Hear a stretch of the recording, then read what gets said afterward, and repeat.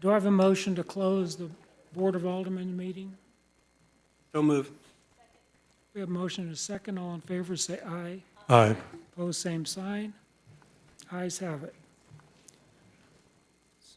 So now we will start the regular scheduled Board of Aldermen meeting. So I'm calling this meeting to order. We'll start with the Pledge of Allegiance and an invocation from Chief Schmidt.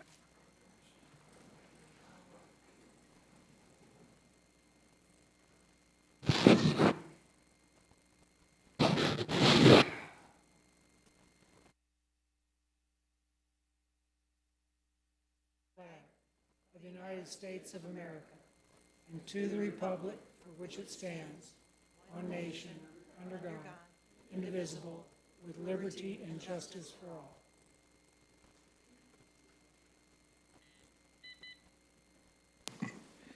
You'd pray with me. Our Father in heaven, we thank thee for this wonderful day that we have been blessed with. Father, we are grateful to thee for the moisture we have received and for the good weather and temperatures that we currently enjoy. Father, we are so thankful to thee for this land and this area and the visitors and the that come and support us and the business owners as well as the residents. At this time, we ask thee for thy blessing, that we might have thy spirit with us throughout this meeting, that we might be able to remain calm and have thy spirit of discernment as these leaders decide the matters of this city and what will be beneficial for not only the city and the region, but it will be an example to others. Father, we ask thee to continue to bless this land, bless this country, and we say these things in the name of thy Son, Jesus Christ. Amen. Thanks, Chief. Well, now we'd like to present a special commendation. Cindy, would you come down and do that, please?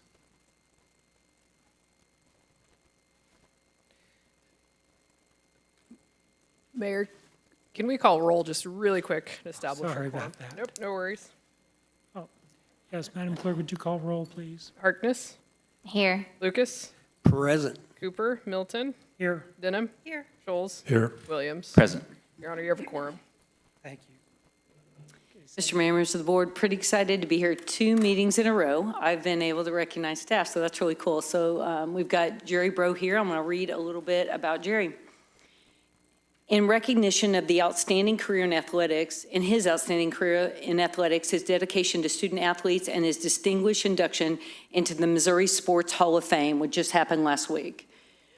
For more than 3 decades, Jerry has devoted his life to the game of softball, serving as a respected coach, mentor, and leader at Evangel University, Drury University, and Louisiana State University at Alexandria. Through his guidance, countless student athletes were challenged, encouraged, and inspired both on and off the field. His career has been marked by conference championships, national tournament appearances, coaching honors, and a lasting legacy of sportsmanship, leadership, and service. His induction into the Missouri Sports Hall of Fame is a reflection of the tremendous impact he has had throughout his career. Since joining the Parks and Recreation Department, so Jerry retired for about 5 minutes and then joined our department, which is awesome, as our tournament director. Jerry has continued to strengthen Branson's reputation as a premier sports destination by helping welcome major tournaments and collegiate teams to the Branson Recplex.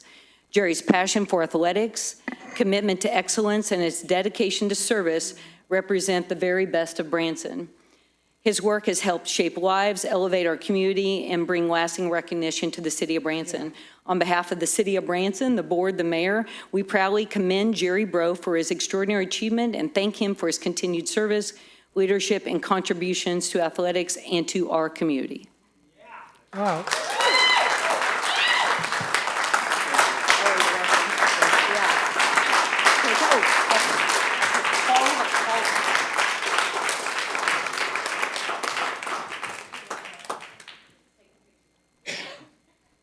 Congratulations, Jerry. Thank you. Bet. That's great.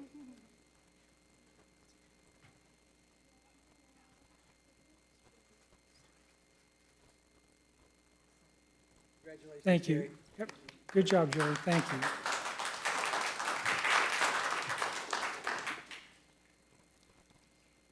So we're at the public comment section of the meeting. Madam Clerk, do we have any speakers tonight? Yes, sir. We have 2 speakers. Thank you. So this is the public comment section of the Board of Aldermen meeting. At this time, the board will hear the citizens who have signed up in the order they are listed. Please note the clerk will let speakers know when they have 30 seconds left, and a notification will sound when their time is up. We ask that speakers wrap up their comments upon hearing the 30-second warning. If a speaker would like a board member to bring an item from the consent agenda down for additional discussion, please note this request during comments. Please come to the freestanding microphone to address the board. Madam Clerk, who's first? Our first speaker is Brian Seitz.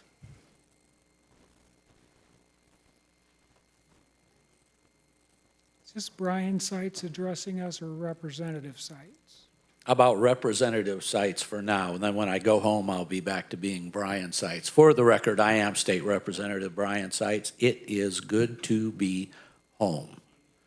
And when you're far away from Branson for 5 months, you know, you come here on the weekends, you get a few things done at the house, and then you head back.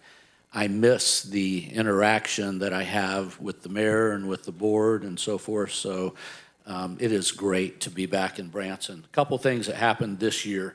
I chaired the tourism committee for the 4th year. I put Branson, Hollister, and the Lakes region at the forefront of every single tourism meeting that we had. And this year it was very interesting. As we were attempting to cut the budget right now, the state of Missouri has an unsustainable, we don't have enough revenue coming in to fulfill the budgetary needs.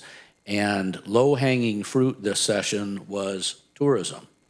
They were going to cut the tourism budget almost in half. They were going to cut it by $10 million. And as the representative of this area, when that was offered as an amendment to the budget, I waved a piece of paper. The Speaker of the House recognized me, and I stood up and I said, "Thank you, Mr. Speaker." And then I shouted, I won't do it as loudly as I did there. I said, "Oh, heck no." And everybody laughed. Absolutely not. The number 2 economic driver in the state after agriculture is tourism. Working with Senator Hudson, we fully funded tourism to the levels that it was at last year. And in fact, I passed the Tourism Supplemental Revenue Fund. And with Senator Hudson's help in the Senate, it ended up being his legislation, as often happens. That revenue fund now allows for the tourism tax collection to go into a specific fund to be used only for tourism, not into the general fund, but into this tourism supplemental revenue fund. That sunset a few years ago, and it's taken us 3 years to get that back and reinstituted. So the funding for tourism is going to remain. Senator Hudson and I passed a bill to stop predatory lawsuits dealing with ADA compliance. I think I spoke on this last year. The president of the Hollister Chamber brought this information to me that there was a lawyer out of Kansas City that was arbitrarily looking at websites from chambers of commerce and cities and so forth and going down the list and then suing them if they're not ADA compliant for his the person that he was representing, a blind gentleman.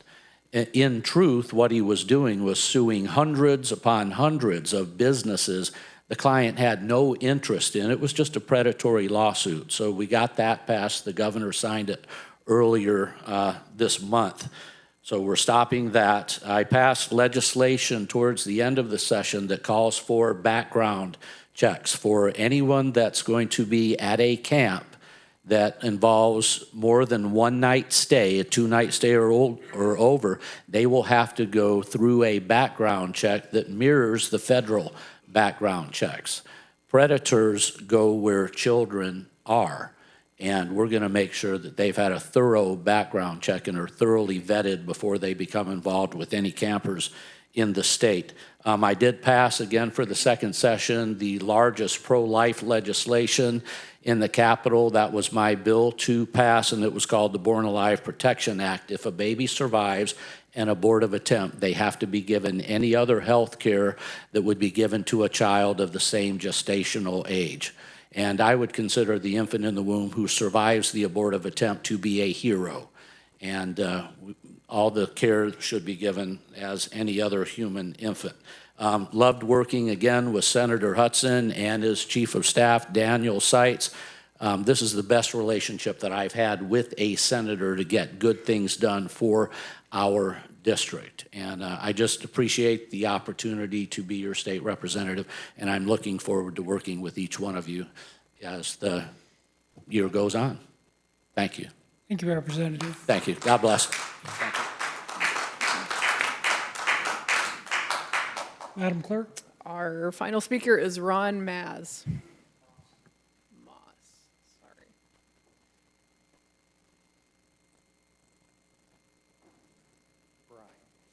I wasn't prepared like that. Hello, everyone. I'm Ron Moss. I live over in Table Rock Village, and I'm a Navy vet, so I'm pretty familiar with, matter of fact, I'm also, it was in the Navy aviation. And what I'm bringing to the board tonight is the fact that I want to know what the minimal requirements are for these helicopter tours. They have been flying over our houses, and they're low. I can't even have any peace. This weekend was terrible. And it was like they were coming over, and it's like a noise ordinance is what we need to be dealing with here. The lower they fly, the louder they are.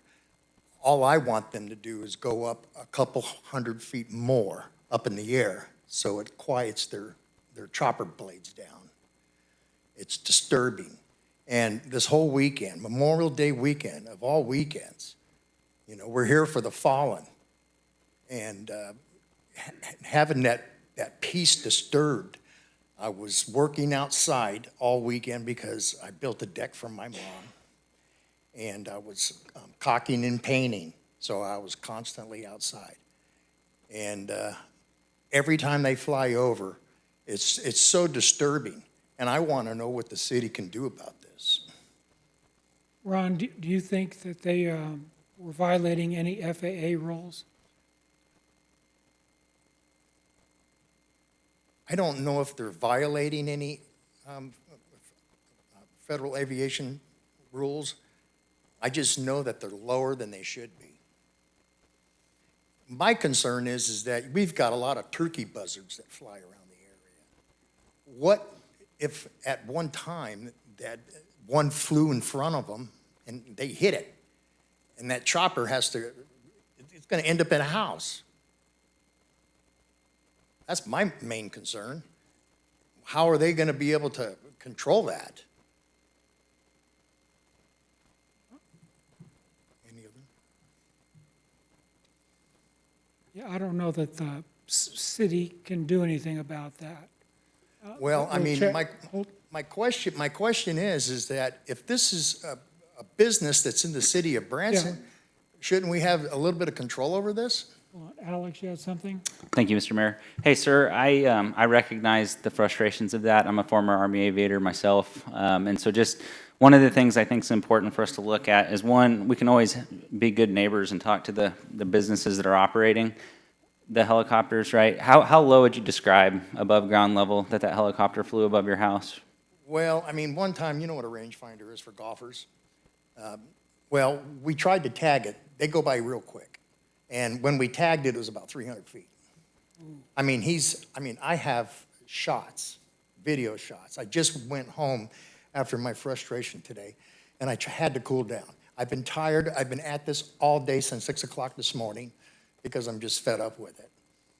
Yes, I sir. mean, I'm pretty sure. I mean, I can't even have a conversation with a neighbor on a fence line because they fly over, and we have to stop our conversation. We can't listen to music. You can't do anything. It's annoying.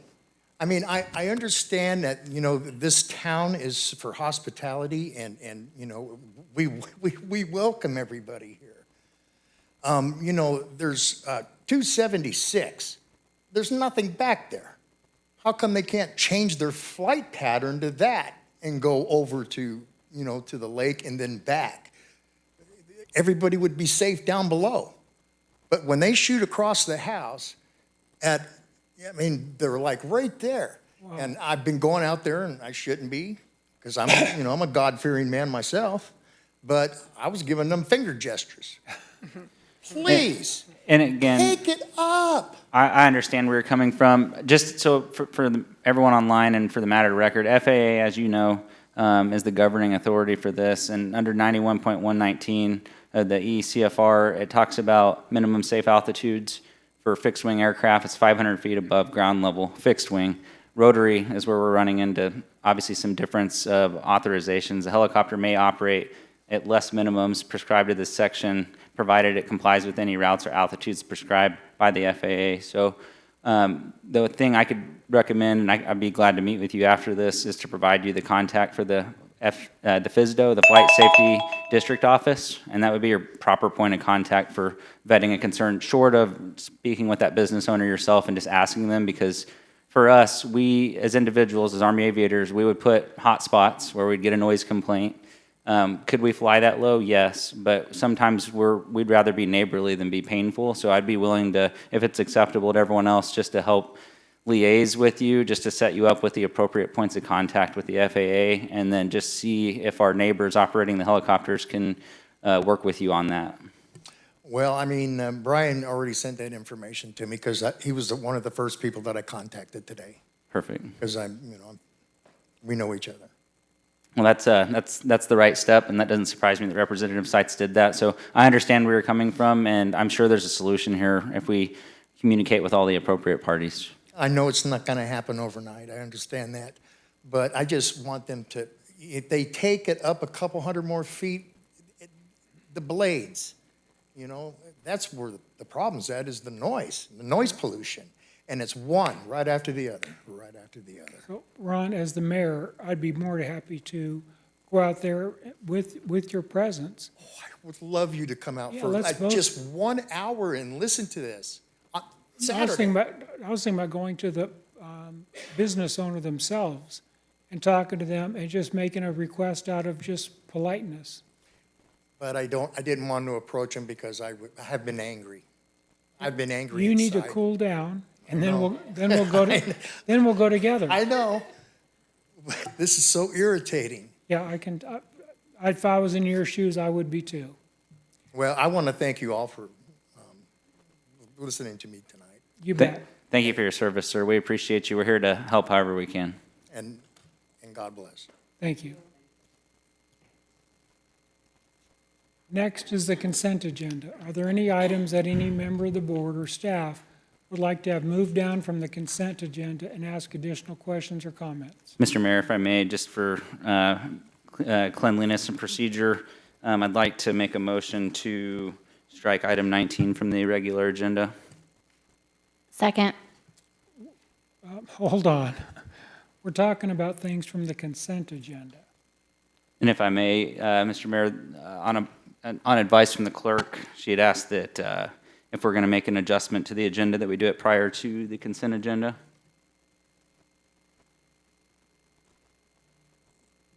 Bill?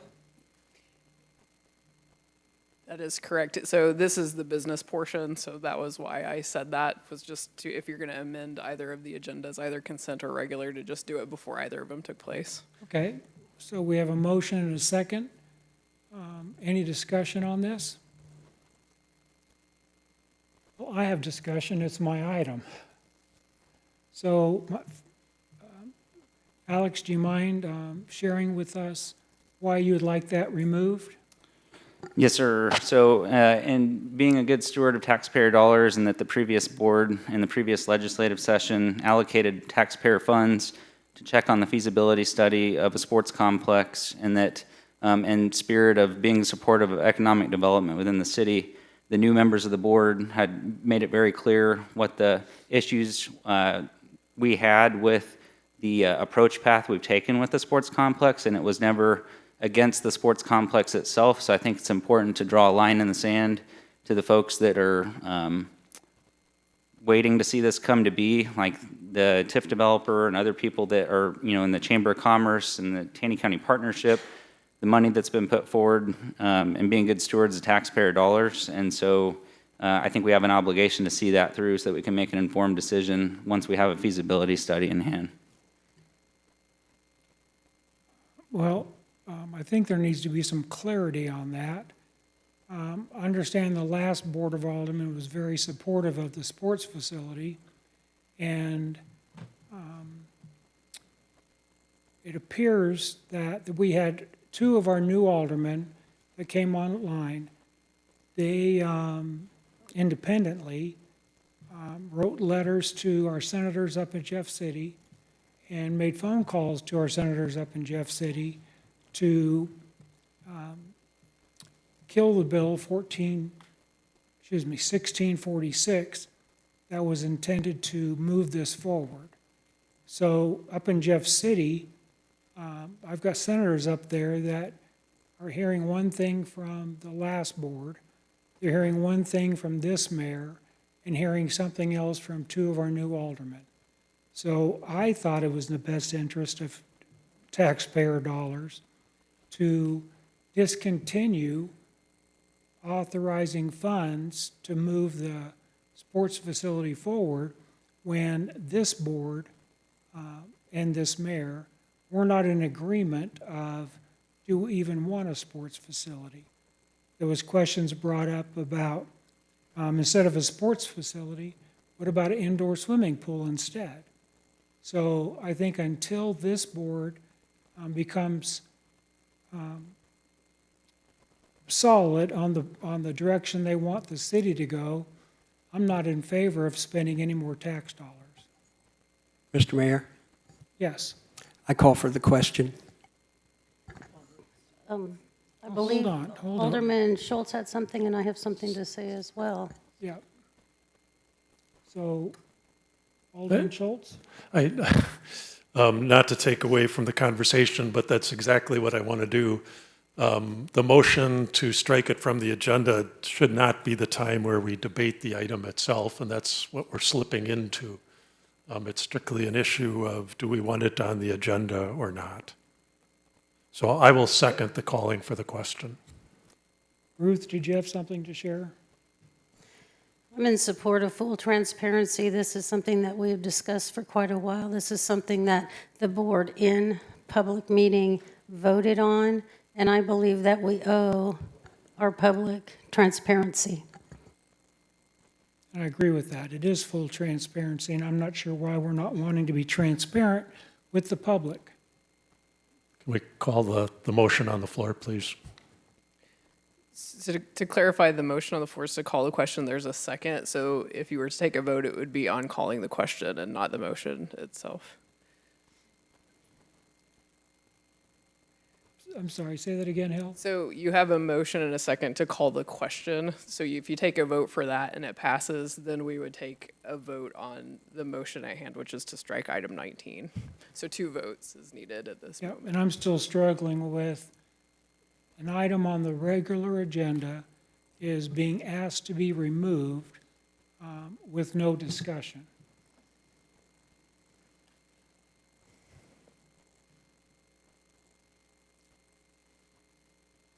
Ruth, did you have something? I stated that we owe our citizens full transparency, and that's where I stand. Okay, so I'm hearing that we have some aldermen that are not wanting to discuss this in public and to remove this item from the agenda. And we have a question, and Glenn, yours was a To call the question. call the question. So that means we just vote to remove the item without public discussion. So is there any, I guess we don't take further discussion. So then we're going to vote. You're going to vote on on whether you want to call the question or not. Yeah, and I'd like a roll call vote, please. Harkness? Yes. Lucas? Yes. Denham? No. Scholes? Yes. Williams? Yes.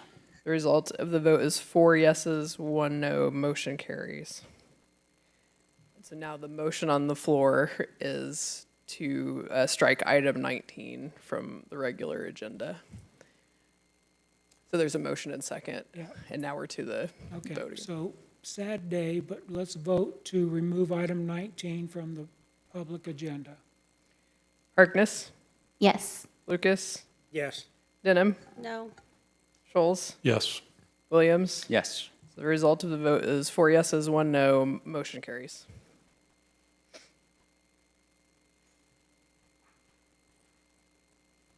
So is there anything else before the consent agenda, Hill? No, sir. So, Madam Clerk, would you please read the items on the consent agenda? Your Honor, the items on the consent agenda are as follows. Approval of the Board of Aldermen minutes for the May 12th, 2026 special meeting and May 12th, 2026 regular meeting. Acknowledge receipt of the Planning Commission minutes for March 3rd, 2026 regular meeting and May 5th, 2026 regular meeting. Acknowledge receipt of Advisory Park Board minutes for the January 20th, 2026 regular meeting. Acknowledgement of disbursements for April 23rd, 2026 through May 13th, 2026. Final reading of Bill Number 6670, an ordinance approving payment of incentive fees to ASM Global, formerly SMG, Branson Convention Centers Management Company, in accordance with the terms of the management services contract. Final reading of Bill Number 6671, an ordinance approving the second addendum with Southwest Missouri Council of Government, SIMCOG, for comprehensive planning services and authorizing the mayor to execute the contract. Final reading of Bill Number 6675, an ordinance amending Chapter 22 and Chapter 94 of the Branson Municipal Code to align with Missouri Revised Statutes 71.990 regarding no-impact home-based businesses, and final reading of Bill Number 6676, an ordinance amending Chapter 622, 78, and 86 of the Branson Municipal Code pertaining to quality of life offenses. Your Honor, that concludes the reading of the consent agenda. Do I have a motion approving all items on the consent agenda? So moved. Madam Clerk, would you provide a roll call vote on the consent agenda, please? Harkness, Yes. Lucas, Denham, Yes. Scholes, Yes. Williams. Yes. The result of the vote is 5-0. Motion carries. Your Honor, this is the first reading of Bill Number 6673, an ordinance approving the second amended and restated cooperative agreement between the Historic Downtown Branson Community Improvement District and the City of Branson, Missouri, and authorizing the mayor to execute the agreement. This item was postponed during the May 12th, 2026 regular meeting. It has had a motion and a second and is ready for additional discussion. Mr. Mayor, I understand that the two parties have not come to a definitive agreement yet. And so I ask that we postpone this item till our first regular meeting in June. Second. Okay, you want a date on that, Hill? I have a June 9th, it's the Okay. first regular meeting. That's your wanting, Glenn? Okay. So we have a motion and a second. Any discussion on this? Anybody in the audience have any questions or comments? Hearing none, let's vote. All in favor, say aye. Aye. Opposed, same sign. Ayes have it. Your Honor, the next item is a resolution authorizing a letter of support be sent to MoDOT for consideration of installation of sidewalks along Missouri State Highway 165. Do I have a motion adopting this resolution? Yes. So we have a motion and a second. Get a staff report from Michael Woods.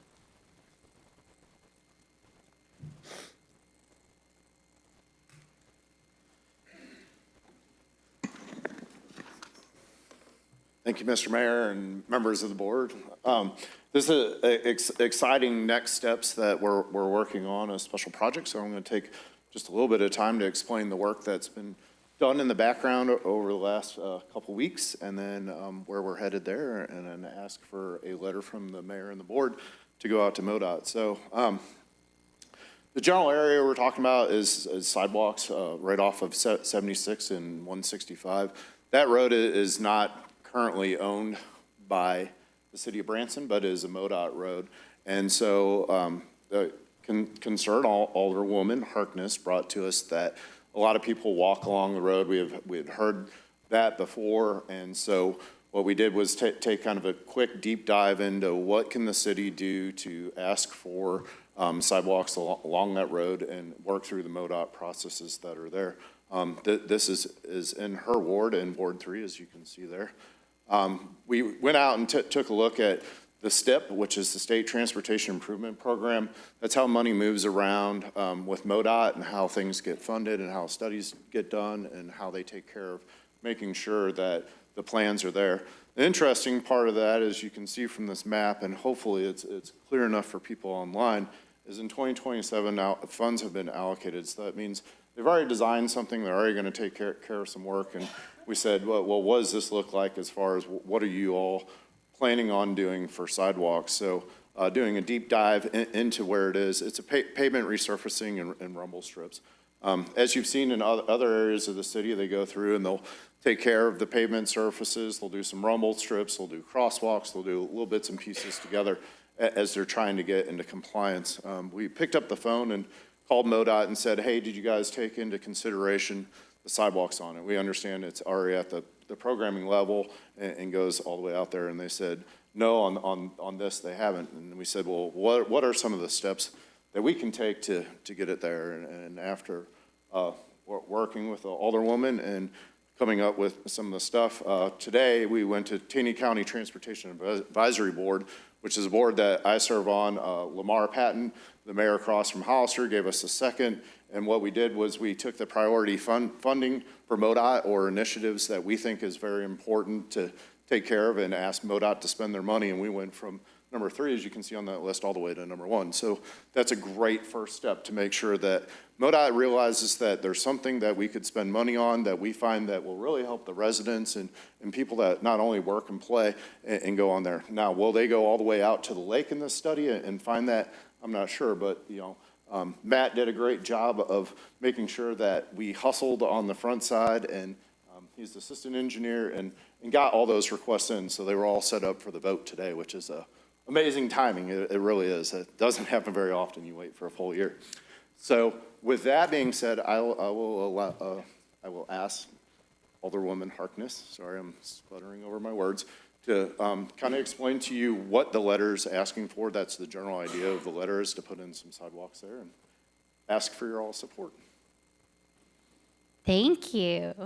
I have been driving this road for 10 years. I live out by the fish hatchery.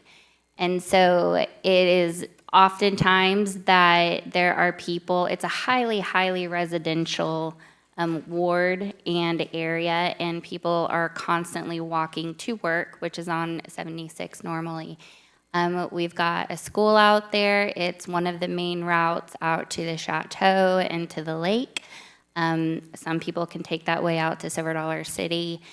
Point Royale is that way. So again, I just emphasize that there's high residency there, but also it is a main route to and from 76 and to work. So for many of our residents, they're walking. And there's been a couple times that I've been like, whoa, too close to that person. Because that person that is walking has no shoulder whatsoever to walk on. And so, yeah, during onboarding, I got to learn a lot about what's going on with the roads and who owns what road and what that looks like. And I was just quizzing these guys on, like, how do we do sidewalks? They're very important, and our pedestrian safety is very important, and transportation in our community and getting to work is very important. And so this is what we landed on. It will get the most traction as a letter from the city of Branson and the Aldermen. And so we've put this together, and it's just asking MoDOT to consider this project, to consider our residents, to continue the safety that we find so important here in Branson, and to help with all things. And so once we get this signed, we'll be able to get it sent out there. And one other piece of this, which we'll be putting on Facebook tomorrow, is like anything, you have this portion of it, but then the community feedback. So for those of us that live out that way, that live in Point Royale, that walk that road, that travel that road, that take their kids to school on that road, that go to the lake on that road, there'll be a place where we can go even to MoDOT itself and file a concerned citizen request that they put sidewalks in as well.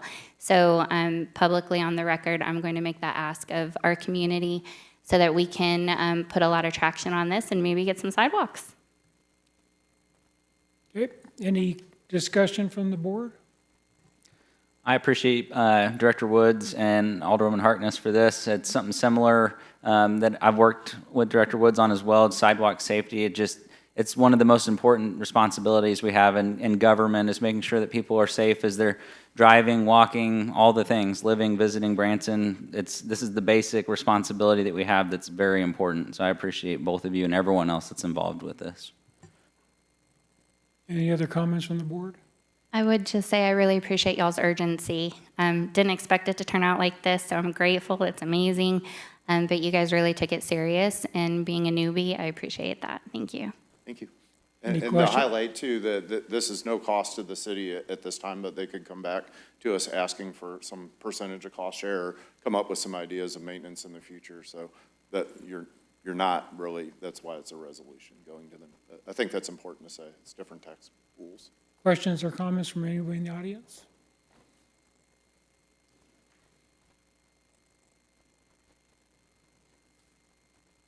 Daniel Seitz, 149 Southview Drive. I'm the Chief of Staff for Senator Brad Hudson. I was just talking to Representative Seitz about this while we were over there. We're in full support. Make sure when you send it to MoDOT that you CC both of our offices as well, because we'd like to send letters of support for this initiative. We think it's great. That will also help with the process if there is a cost that they're saying that the city could incur, that they're wanting to put in, or if there's a potential line item that needs to go into the budget, then that will help us be involved from the ground floor on this, so we'll be able to help advocate for that as well. So make sure you CC us on that. You bet. Thank you so much. Thanks, Daniel. Chris? Chris Bohins, Branson. Thank you for this. I wished I'd thought of it. I'd been driving out that road so many nights, dark nights, taking care of my dad before he passed. And just like you said, all of a sudden, there's just a pedestrian out of nowhere in the road, and it's very dark, too. So that would be such a good safety thing. Thank you for, I assume you're all going to support this, so thank you. Thank you. Anybody else from the audience? Hearing none, let's vote on this. All in favor, say aye. Aye. Opposed, same sign. Ayes have it. Your Honor, the next item is the public hearing and first reading of Bill Number 6677, an ordinance amending sections within Chapter 94 of the Branson Municipal Code pertaining to group homes. We'll now open a public hearing and begin with a staff report from Amanda Ross. Hello, Good evening, Amanda. Mayor, Board. Thank you for your time this evening.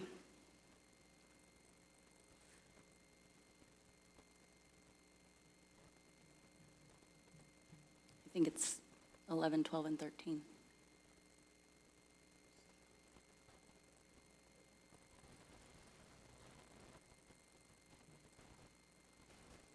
Thank you. All right. Tonight's item is proposed municipal code amendment related to group homes and alignment with state and federal law. The intent of this amendment is to modernize definitions, remove potentially restricted standards, and ensure legal consistency.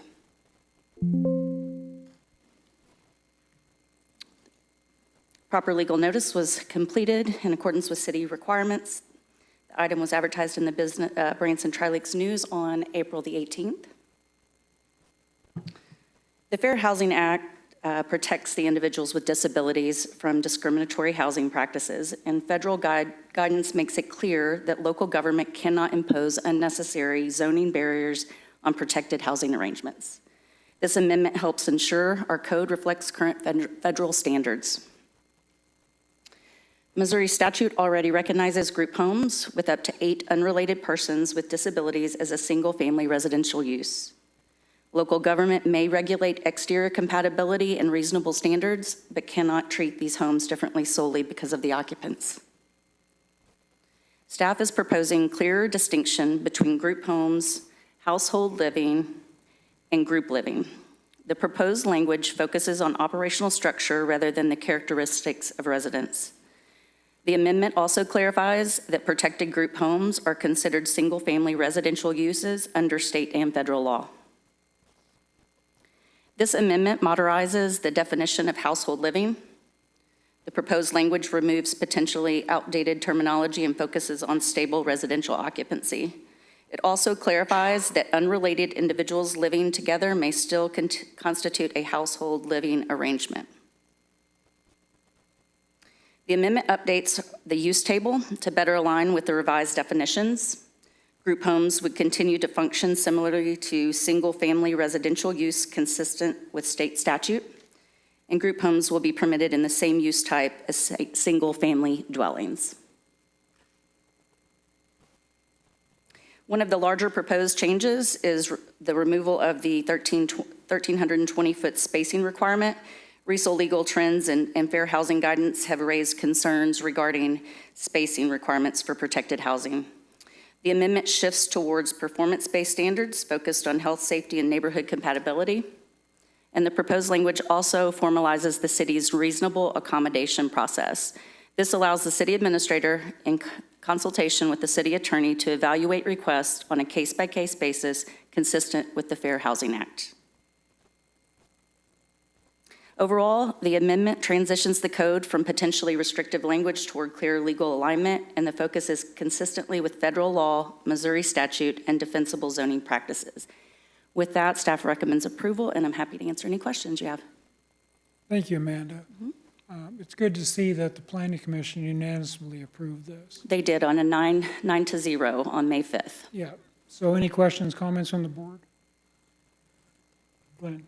Yeah, thank you for the modernization effort. I guess the question I'd have is and not to take anything away from them, but just the idea that the city administrator and attorney could approve these. Wouldn't we be better to have this come through some public visibility process rather than that process? If that is what you prefer, we can definitely make that amendment. I guess maybe, is there a thought process as to why it was set up the way it is now? I think that we worked with legal on this, and that was the language, the legal language that was recommended for that. I think that the basis on that is probably so that if we have something that comes through, that they don't have to go through Planning Commission and the board, but it really was just for, I think, the ease of the transaction. If it meets the Fair Housing Act, that they could make that decision. Yeah, I can see that. And then the question about the occupancy in the homes, do we actually today have code that says how many people can live in an individual home? You know, I don't believe we do. I can look into that for you, though. So I would have to probably check some other code sections than Yeah. what I'm. So my concern would be if we don't, this kind of opens the door to problematic situations, right? And on the other hand, I'm not an advocate of saying there should be an occupancy limit on residential homes. But to me, this paints a gray area that, from an implementation standpoint, could be problematic down the road.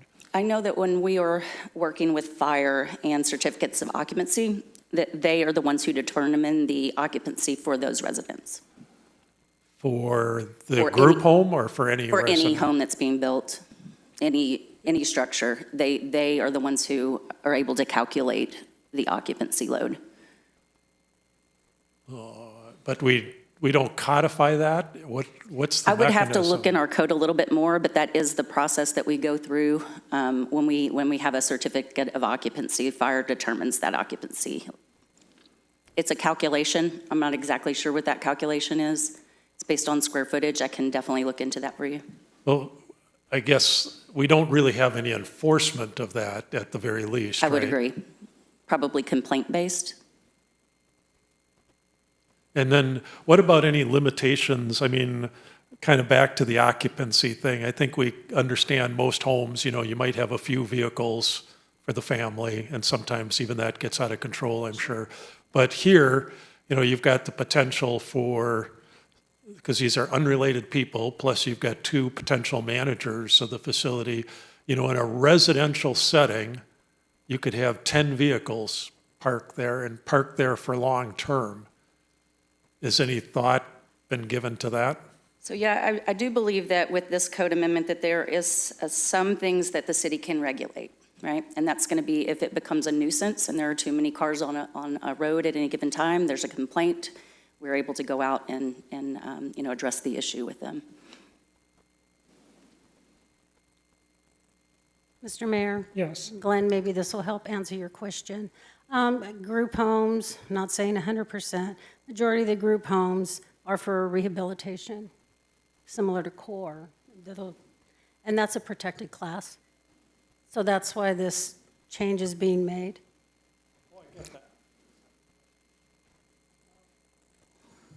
They have different regulations for protected class.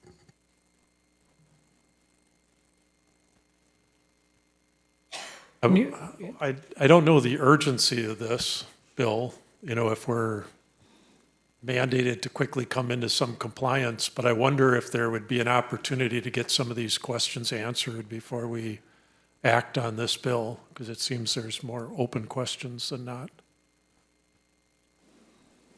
It's really just to align with state statute. We had quite a few calls over the last few months, and they're asking about where group homes can be located. Once we started getting questions, we kind of looked into that and realized that, you know, state statute really regulates this and we shouldn't be. And so, we, you know, even in our table of uses, it wasn't permitted where residential homes are. And I think we have to update that to align. But as far as urgency goes, if you want us to go back to the table and make some adjustments, I'm happy to meet with you offline and work through those. Go ahead. I was just going to say, for Alderman Schultz, if I think what we could do, because I was concerned too about requests that we were getting, so it sounds like there might be some people that are looking to do some of this work in town. If we can get this portion maybe through, and if there's additional regulatory layers that you want to be able to add on to this, we can certainly come back and do that. I'd be more inclined to have some questions answered and then do a double read next meeting rather than, you know, start with a first read and then have to do a bunch of amendments potentially. So with that being said, I'll make a motion to postpone this item to our June 9th meeting. 9th, correct. And just to clarify, it's not on the floor yet, so we're still in the public hearing. Oh, yeah, portion. thank you. I'm sorry. Oh, my mistake. Proceed. My input on this is being more developer and builder friendly that our city's trying to do.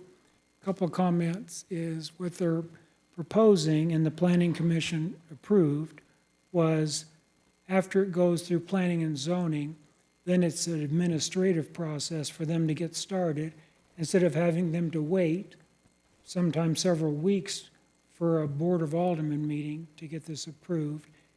And if the Planning and Zoning Commission approves it and it's regulated by the state, I'm not sure why there's a need for the Board of Aldermen to approve it and not just have an administrative process. I also believe that since this is state regulated, I don't know why we wouldn't approve this on the first reading tonight. But we have a motion. I'm sorry, Mr. Mayor, I was out of order with that motion since we're in the public hearing yet. Okay, so we'll close the public hearing and move on. Oh, any comments from the audience? Come on up, please.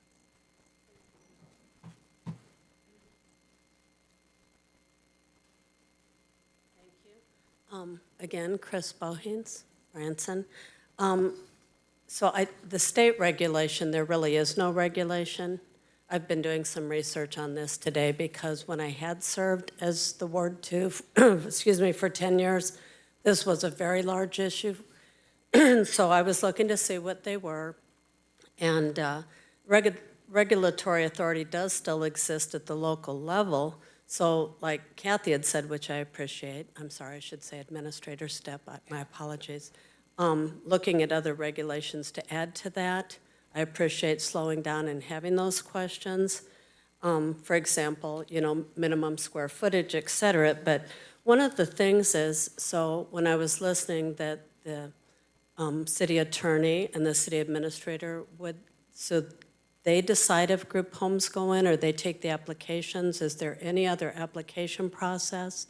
I don't know, Ruth might know as all her planning, but also are neighbors ever notified when group homes move in? Because this could become a cluster situation in neighborhoods like mine because it's going to be the older neighborhoods where we don't have expensive homes that they can afford to buy. And if there's no other regulation, I mean, I'm fine with group homes for people in recovery or whatever reason. I just want to make sure that I know that when I had served, there were times they weren't being watched. They were 18 in one home at different periods. There were issues, and so I'm hoping there's some kind of regulatory, if all of a sudden it's being removed, that they can be anywhere in clusters. And I did reach out to one of the people that has group homes that has really been a good partner with the community, just to ask some opinions and thought on having regulations.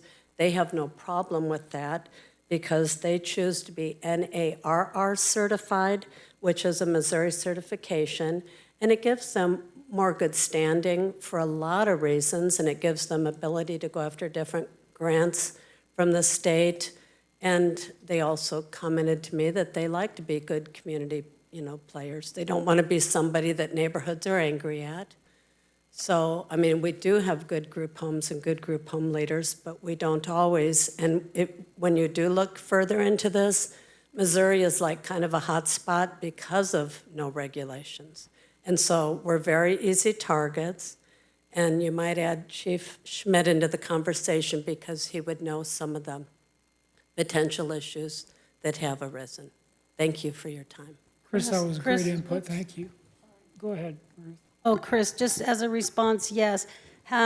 Originally, special use permits were required for the group homes, and so the applicants were required to come through the Planning and Zoning Commission. We were informed that state statutes, we could no longer require special use permits. They could locate wherever because they were a protected class. I would be interested to see when that law is overturned. Yeah, the Fair Housing Authority is one of the ones that was a part of that, but they still don't totally preempt local ordinances. So it would be good to find out what kind of things you guys are able to have some, say in, I guess would be the I know, word. yeah. But thank you. I difficult forgot that to- it had been special use. Difficult to trump state statutes at the local level, so I think that's probably more something that our city attorney should be looking into. But as far as I know, they are protected, so Oh, they no, do they're fall definitely under a something protected else, yeah. class. But there are also, there's also caveats to that. So for example, if somebody is, you've heard the expression fail the program, if somebody's using, they are not considered to be doing, being in a group home. If somebody had been a sex offender and we had big problems with them bringing to group homes back when I served, and we got that stopped. And also, I hope there's no more going on, but there was. And then the other one, if somebody had been, and we know that felons are court mandated to a lot of these, and if their felony was selling drugs or something like that, then they are not allowed. So just think about those things, because if they're never checked or regulated, in fact, the person I did speak with that does run some group homes said, I'll be honest, I've got 2 little kids. If one moved in next to me, I'd have concerns and questions. So it's only fair to ask. But thank you for your time. Chris, thank you again. Any other comments from the audience? Mayor, Yes. can I just shed some light on some of Sure. this stuff?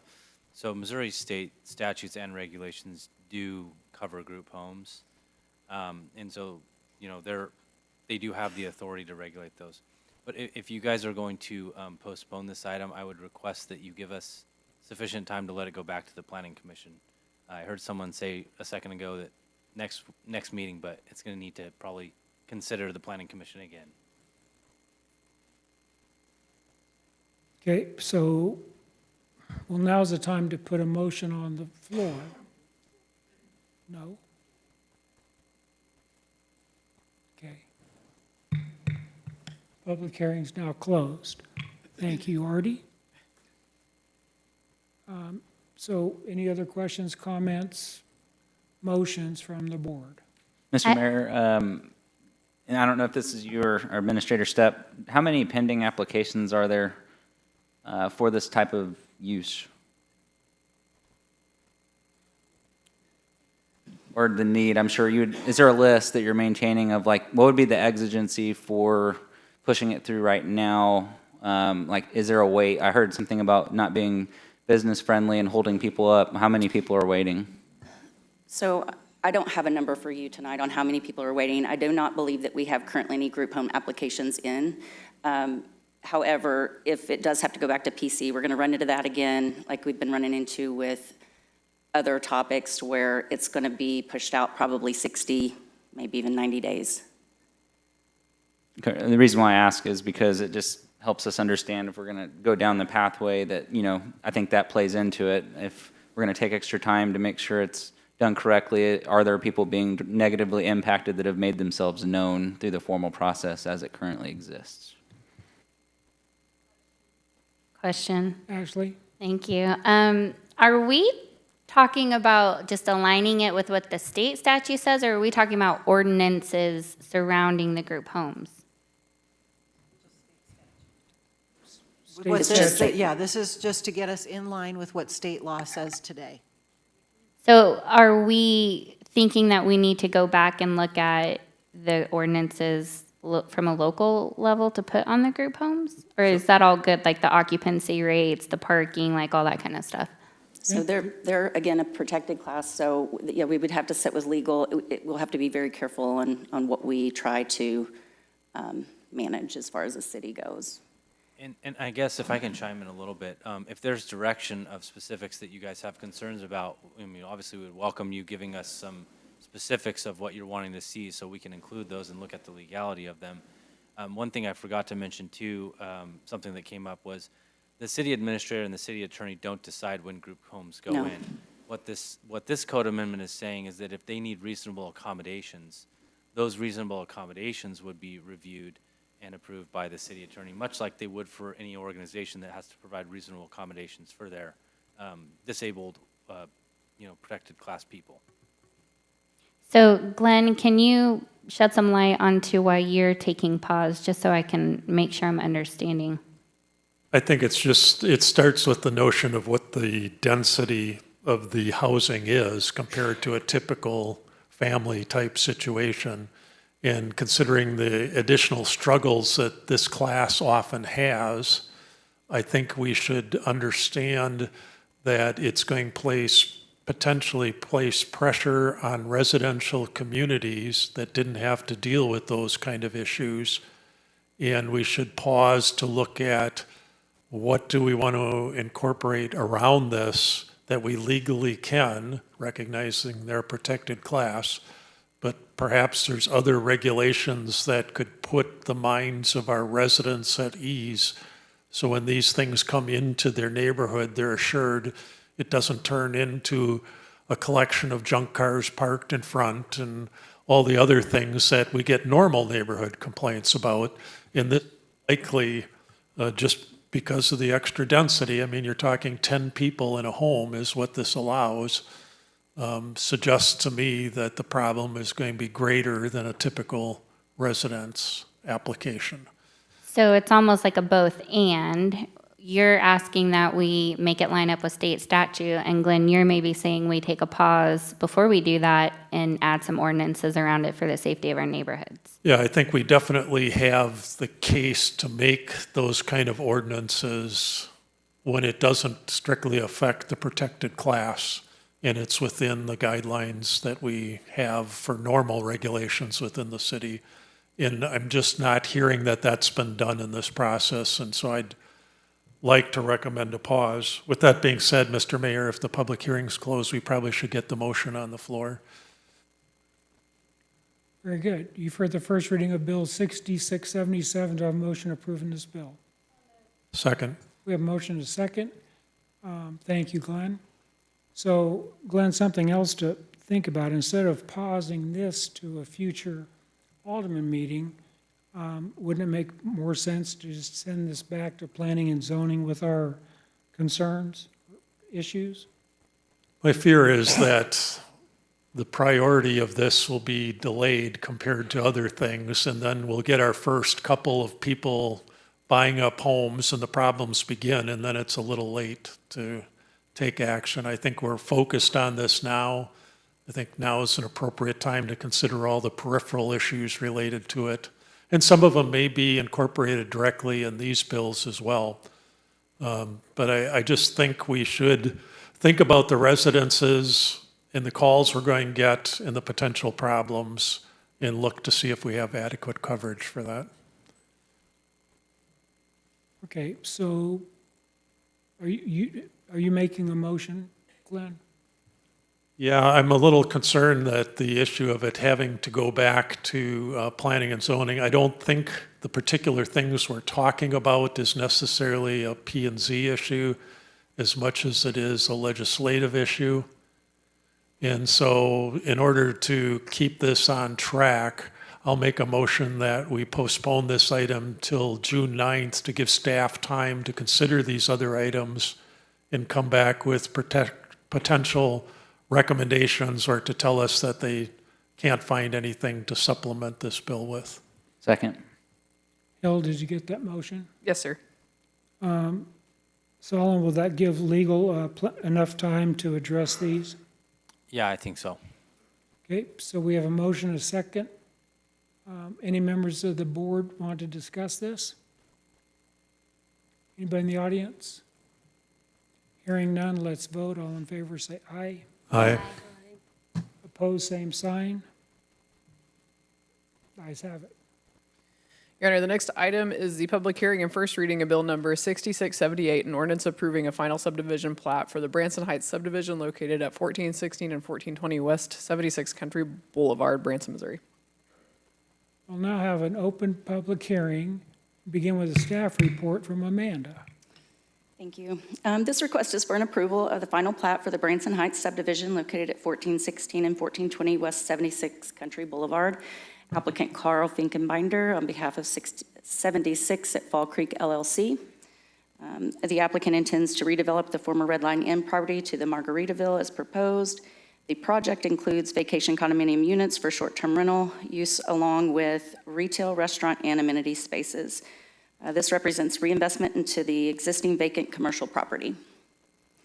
This is an aerial view. As you can see, it's there at the corner of 76 Country Boulevard and Fall Creek. Surrounding zoning includes entertainment and conservation districts. The site is already located within a developed corridor along 76. The property was originally platted in the early 1900s, so this is kind of a little bit of a cleanup, and because the applicant is his intends to condo plat the units, a final plat is required. The preliminary plat was approved by the Board of Aldermen on February 24th, and the final plat was recommended for approval by the Planning Commission by a unanimous vote of 9-0 on May 5th. Staff is recommending approval. We do have the applicant, Carl Finkenbinder, here tonight, and he would like to address the board regarding this project if he can. You bet. Come on up, Carl. Good evening, Board of Aldermen. I'm Carl Finkenbinder, 800 State Highway 248, Suite 4A, Branson. Briefly, you guys know what this is about. It's the Margaritaville project. We started the plating process back in January. To kind of give a little bit of guidance, because it can get a little confusing, since this is going to be a condo project, we have to go through another plating process after this, but that part is administrative. But we had to, because of the old lots, and it was a cleanup, we had to go through this process, a typical subdivision plat. So that's kind of what's taken some time. So I'll still have to get with Amanda and their department when we go through the plating process on that part. But because of that, because of the long time frame, I reached out to Amanda in the planning department and said, hey, is there any chance I could get a double reading tonight? And she said, well, that's not my call. I can't make that proposal, but you can ask. And so I told her I'm a pushy person, so I'd be happy to ask. And so that's what it is. It's not necessarily mandatory. I just, we're actually doing our sales launch this Saturday. And every day I can gain, we're trying to get occupancy by late year. And so we've started the demo process, construction process. We're submitting full architectural sets tomorrow.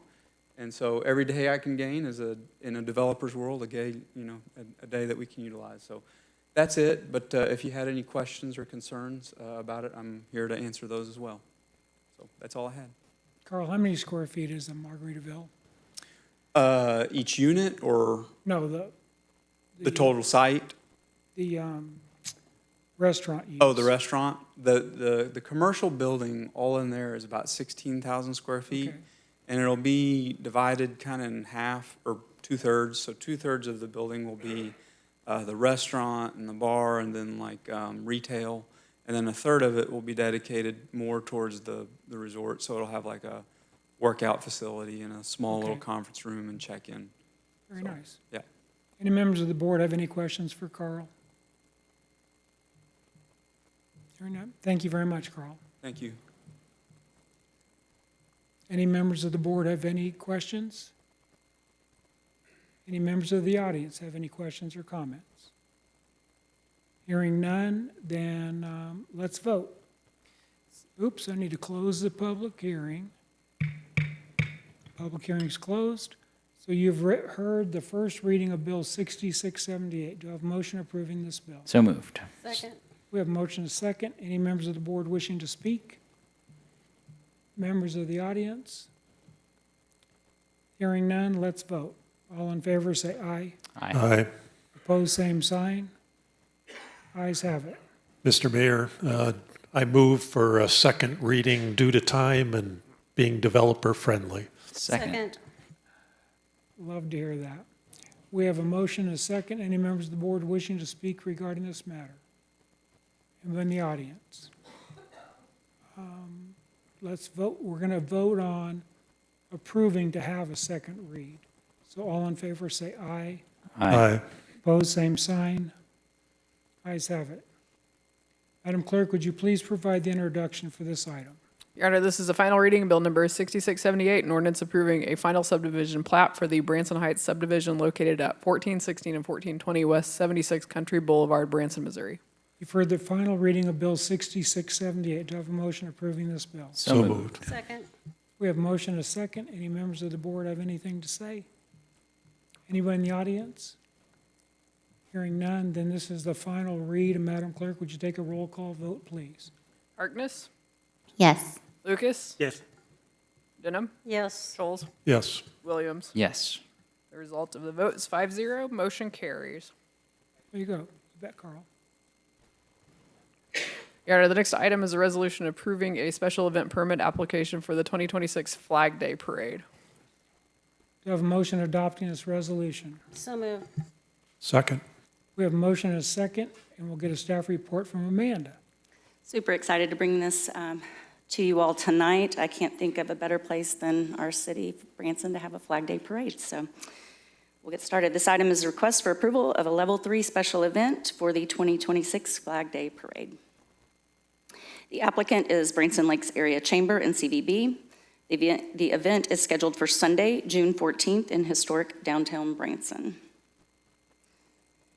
The schedule includes staging, lineup, parade operations, and breakdown activities throughout the afternoon and evening. Staff has coordinated timing and operational logistics with departments. At 12 p.m., the convention center lot opens for staging.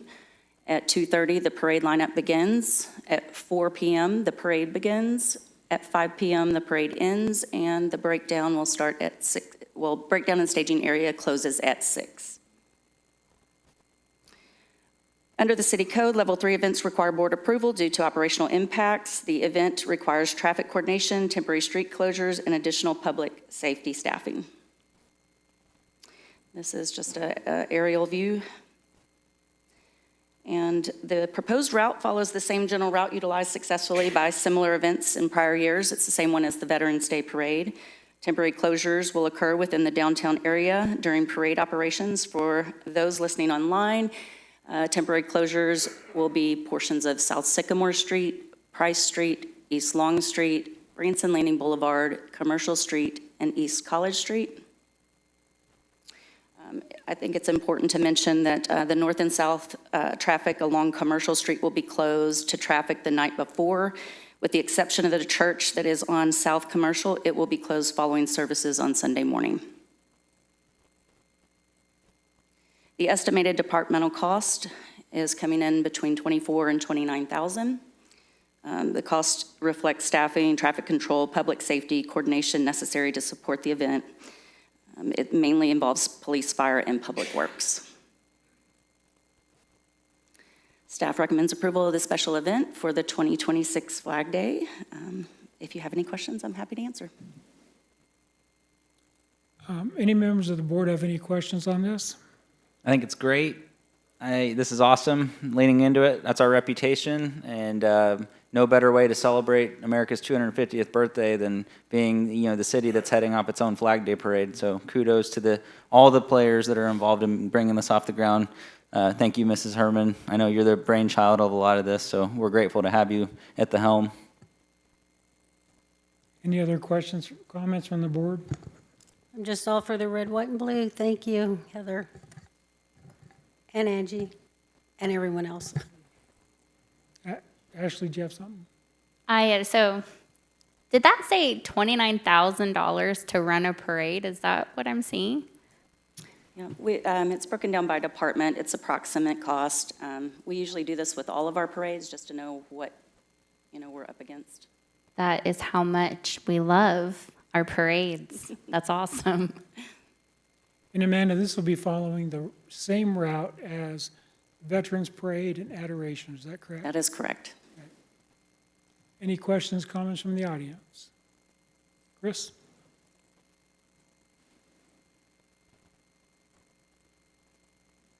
Haynes, Branson. Just a question. You said that Commercial Street will be closed the night before? Yes, they'll start the closure that evening. Okay, I'll have to close the trolleys the whole day because I'm losing like 4 or 5 stops and there's really no way to get around appropriate. But I just wanted to be sure so that Yeah, I'll I do a can send you, closure. Chris, if it would help, I can send you this map here. Well, I read the map online. I just didn't see the particular closures when I was trying to read through it. So it is closed the night before then for commercial. Correct. Okay, thank you. Thank you. And if I may, we would love to see your newest addition in the fleet. It would be really cool during that day. Kudos to that. It looks beautiful. Amanda, do you have any other special announcements about this particular parade? I do not. None? Just super excited that we're going to start this tradition. Well, then let me announce. Beginning in this parade and all future parades, City of Branson will have their entry in the parades also. And city's excited about that. We're excited to have a float. I think that we used to participate in the Yeah. parades And we'll in do years it past, again. so we're excited to be a part of that again. Heather, did you want to share something? So I think you got the flyer also, and that's also the day that we have the world record, the Guinness World Record attempt. So that morning on the top floor of the parking garage, we will have an official adjudicator from Guinness World Records who will be measuring and watching us attempt the world record that is being created specifically for Branson on Flag Day. It'll be the only world record being attempted with flags on Flag Day in the United States of America.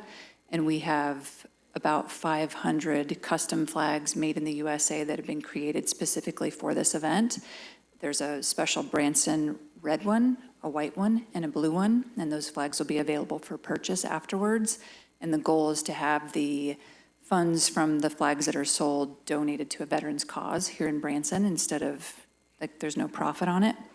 But right after that world record, so everyone's invited, top floor of the parking garage, and it's going to be fun, it's going to be festive, and then we'll go into the parade, standard parade route, and everyone is invited to participate. It is free to have your business, your parade, your float. We hope to have Uncle Sam make a repeat as he did at Spring Fling. We were speaking today, Olivia is going to be in touch with you, Chris, to have that new trolley in there. We currently have about 30 floats. We would love to get more. We'd love to have as many as possible. We're going to be handing out custom red, white, and blue flag stickers to kids. We're going to be handing out little flags for people to be waving. Wear your red, white, and blue. It will literally be a red, white, and blue extravaganza on Flag Day, Sunday, June 14th. Angie, will there be a fee for parking in the garage? No, we actually have a special code that people will be using that day to get free parking, to park in the parking garage and ride the elevator to the top and come up and see it. There will be approximately 1,400 square feet blocked off on the top level of that parking garage. That's how big our mosaic will be. So all of those flags are being created into that custom letter B of the Branson logo and the red star. And then right at the very bottom of that, it will say Branson, Missouri on that giant 1,400 square feet. We will have a drone photographer down there as a requirement with Guinness. We will be capturing video, all of the things, because this will be used in future promotion of Branson for our patriotism, but then also all of the requirements that Guinness has in order to attempt and set this record. Thank you, Heather. Thank you, Angie. Anybody have any questions for Heather? Nope. So, we've had the aldermen talk, the audience speak, so it's time to vote. All in favor, say aye. Aye. Opposed, same sign. Ayes have it. Your Honor, the next item is a resolution of the Board of Aldermen of the City of Branson, Missouri, setting forth the facts and reasons for the necessity to amend and increase the city's annual budget for fiscal year 2026 in the Tourism Fund and Capital Project Fund due to capital expenditures. Do I have a motion adopting this resolution? So moved. Second. We have a motion and a second. Staff report from Allison. Hello, Allison. Hello, good evening. This budget amendment is to increase the 2026 budget in the Tourism Tax Fund and the Capital Projects Fund by $31,708 above the amount authorized in the adopted budget for 2026. Are there any questions about this budget amendment that you have in front of you? Any questions from the board? Mr. Mayor? Yes. First, I just want to thank Administrator Stepp and the staff for taking the time to go out to one of our communities in Ward 2 and take a look at the special issues that they were dealing with there related to property that the city owns, and found a path forward that I believe will make everybody happy. As I understand it, this extra money extends that contract to do the little bit of extra work, so very appreciative of that. Question on the actual, both well, let's just call it the bill to make the changes since we're doing both. So is this coming out of the tourism fund, being transferred out into the capital projects fund? Is that what is happening here? Yes, that's why we amend both funds. So we're amending the Tourism Fund to transfer out into the Capital Fund, and it will actually be expended from the Capital Fund. Okay, I just wanted to question one thing. Our description, when we go through this in our annual budgeting process, our description of the capital project fund says projects that are multi-year, complex in nature.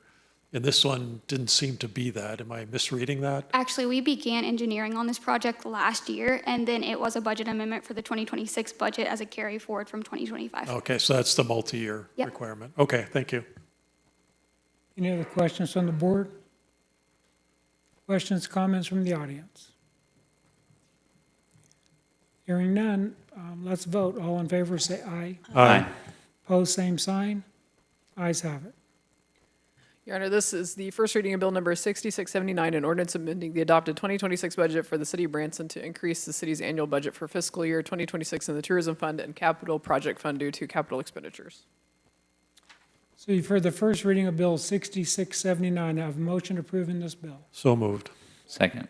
We have a motion and a second. I'll get a staff report from Allison. And this ordinance just backs up the resolution that you just heard. Are there any questions? Any questions from the board? Questions from the audience? Hearing none, let's vote. All in favor, say aye. Aye. Opposed, same sign. Ayes have it. Your Honor, this is the first reading of Bill Number 6680, an ordinance approving a master lease purchase agreement with Central Bank for the purchase of vehicles and authorizing the mayor to execute the documents related thereto. You've heard the first reading of Bill Number 6680. Do I have a motion approving this bill? So moved. We have a motion and a second, and we'll get a staff report from Allison and others. I have my sidekick here with me. to push this through, hopefully. So this is a master lease purchase agreement with Central Bank. We brought you guys a couple lease purchase agreements last year, and they were just kind of one-offs. But this year in the budget, we did our vehicles on a lease schedule, and so we want to go forward with a master lease agreement to go ahead and purchase those vehicles, and then it will be for vehicles approved in the 2026 budget. So what you have before you tonight is a master lease agreement with Central Bank so we can lease our vehicles.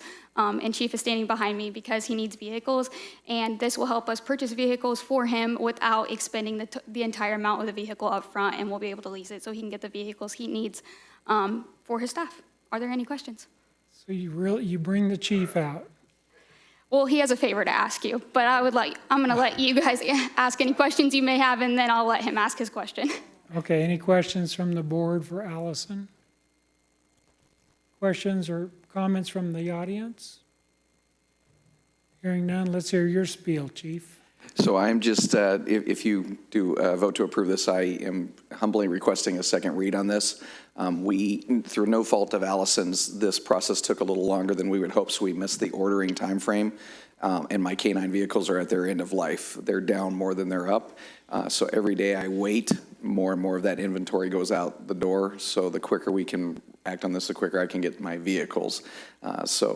This is going to be because it's a multi-year thing. So in future years, we're going to be in January able to arrange for this when the orders come out. But we are kind of behind right now, and we really need some cars and vehicles.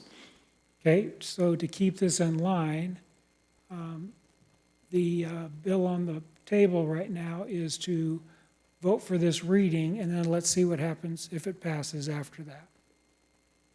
Any questions? Artie?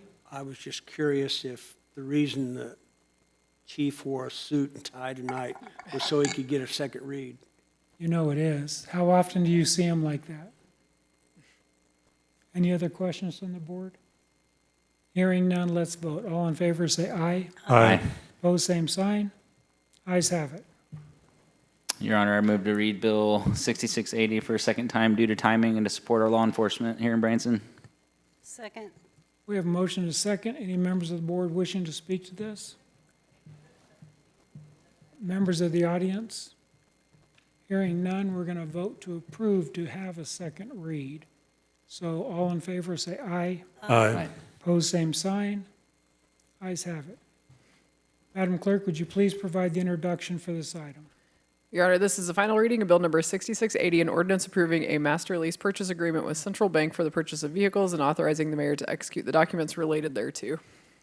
For the final reading of Bill 6680, do I have a motion approving this bill? So moved. Second. We have a motion to second, and with the final read, Madam Clerk, would you take a roll call vote, please? Harkness? Yes. Lucas? Yes. Denham? Yes. Scholes? Yes. Williams? Yes. The result of the vote is 5-0. Motion carries. Thank you.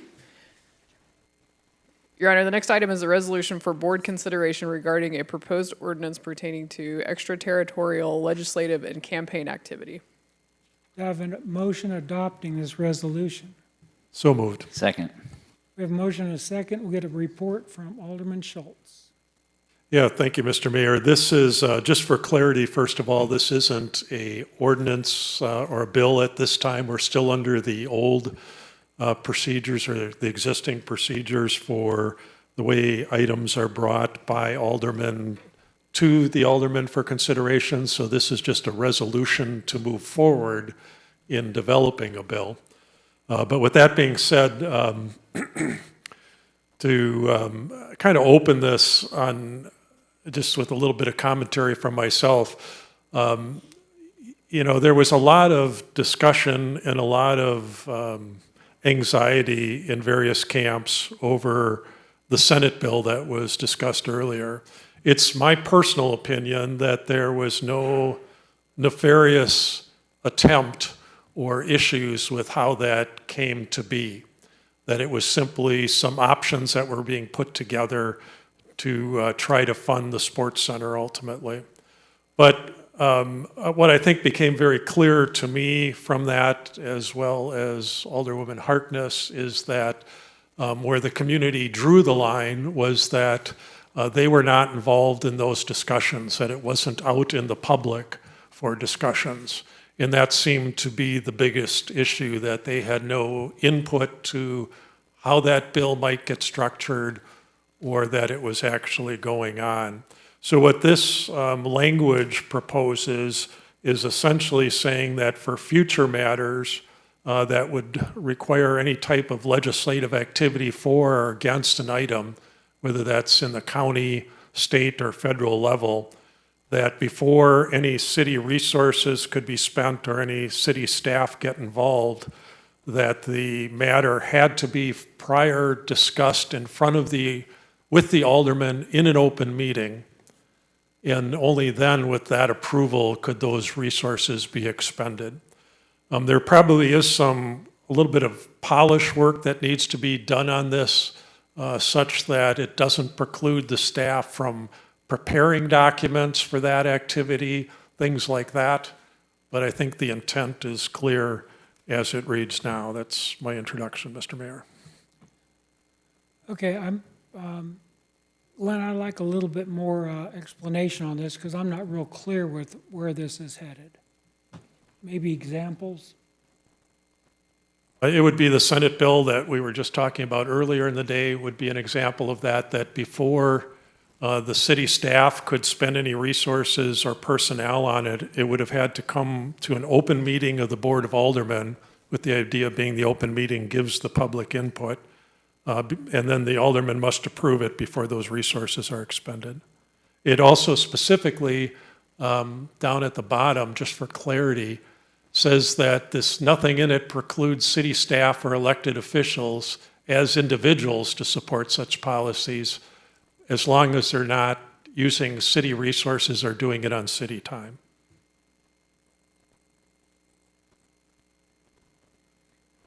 Okay, again, I'm still trying to get my arms around it. If you're using the last bill as an example, I don't recall city resources being used, were they? Yeah, I think we could say that. I think city staff, I don't know, you tell me, I think city staff drew up the letter that first went to Jeff City, and certainly city staff appeared at a hearing committee in the Senate to support the bill. City staff appeared at Jeff City? My understanding is Alex Gerard testified up there, and also our city attorney was present for that activity as well. Okay, so that's what you're referring to, is we shouldn't have our staff, it's the Capitol without the board's approval, basically. Yeah, exactly. So this doesn't preclude individuals from doing their own thing. It just precludes city staff and city resources being expended without that approval. Does it include the mayor going to the Capitol and testifying? No, it doesn't preclude that because you're not city staff, and as long as you don't use city resources. The same would apply to an alderman. Aldermen are not city staff, so as long as they don't use city resources to do it, they'd be free to do it as well. And just to continue that example, city staff could also, if it was on their own time and without city resources.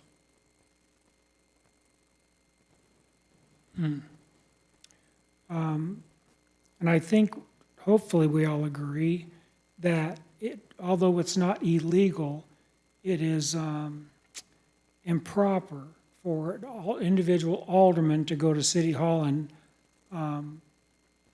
visit with senators on specific issues. Would you agree with that?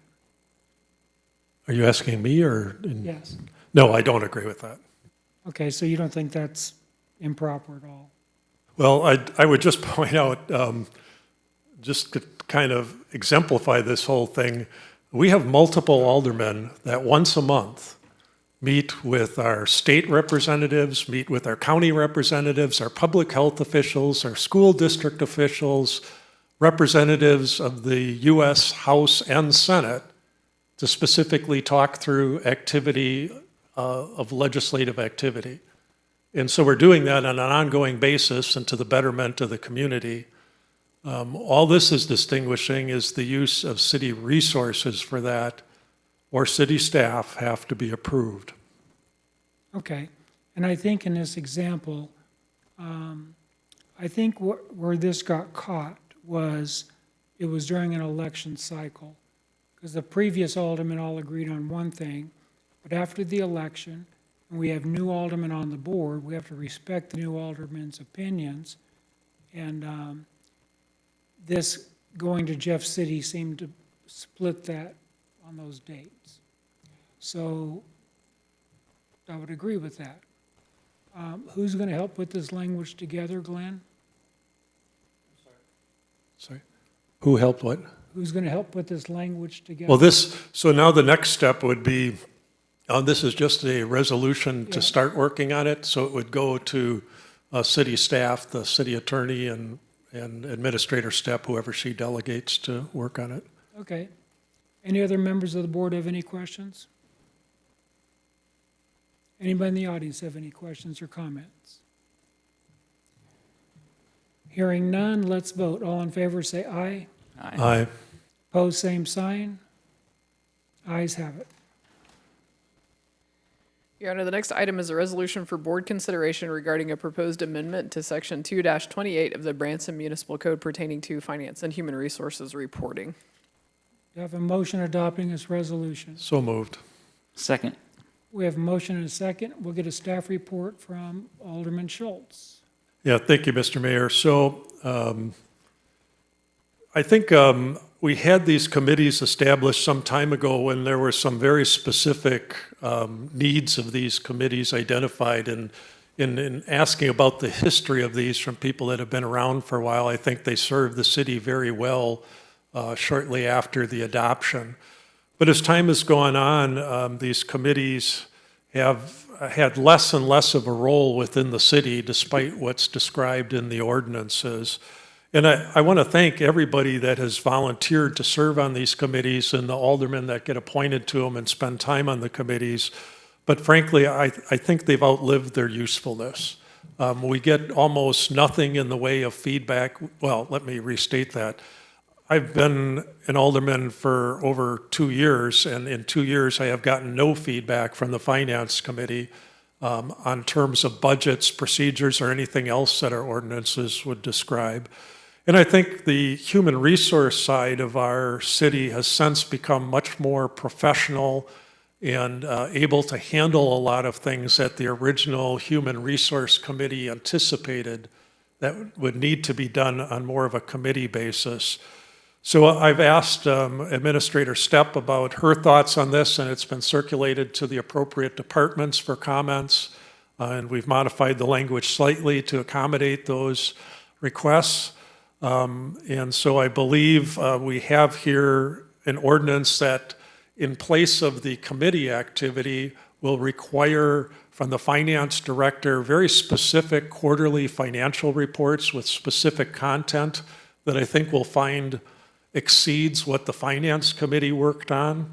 And then from a human resource perspective, a required annual report about 2 months after the end of the year when all of the statistics are available to the Human Resource Director of Human Resources.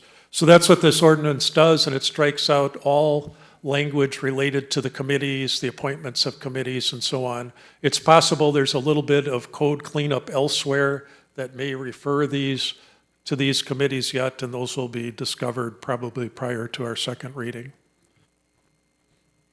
Very well. Any questions or comments from the board? Glenn, I think this is an excellent idea, and I appreciate you bringing this forward. My pleasure. I just want to point out, this too is just a resolution at this point. We can't actually start the bill yet. Any questions, comments from the audience? Hearing none, let's vote. All in favor say aye. Aye. Opposed, same sign.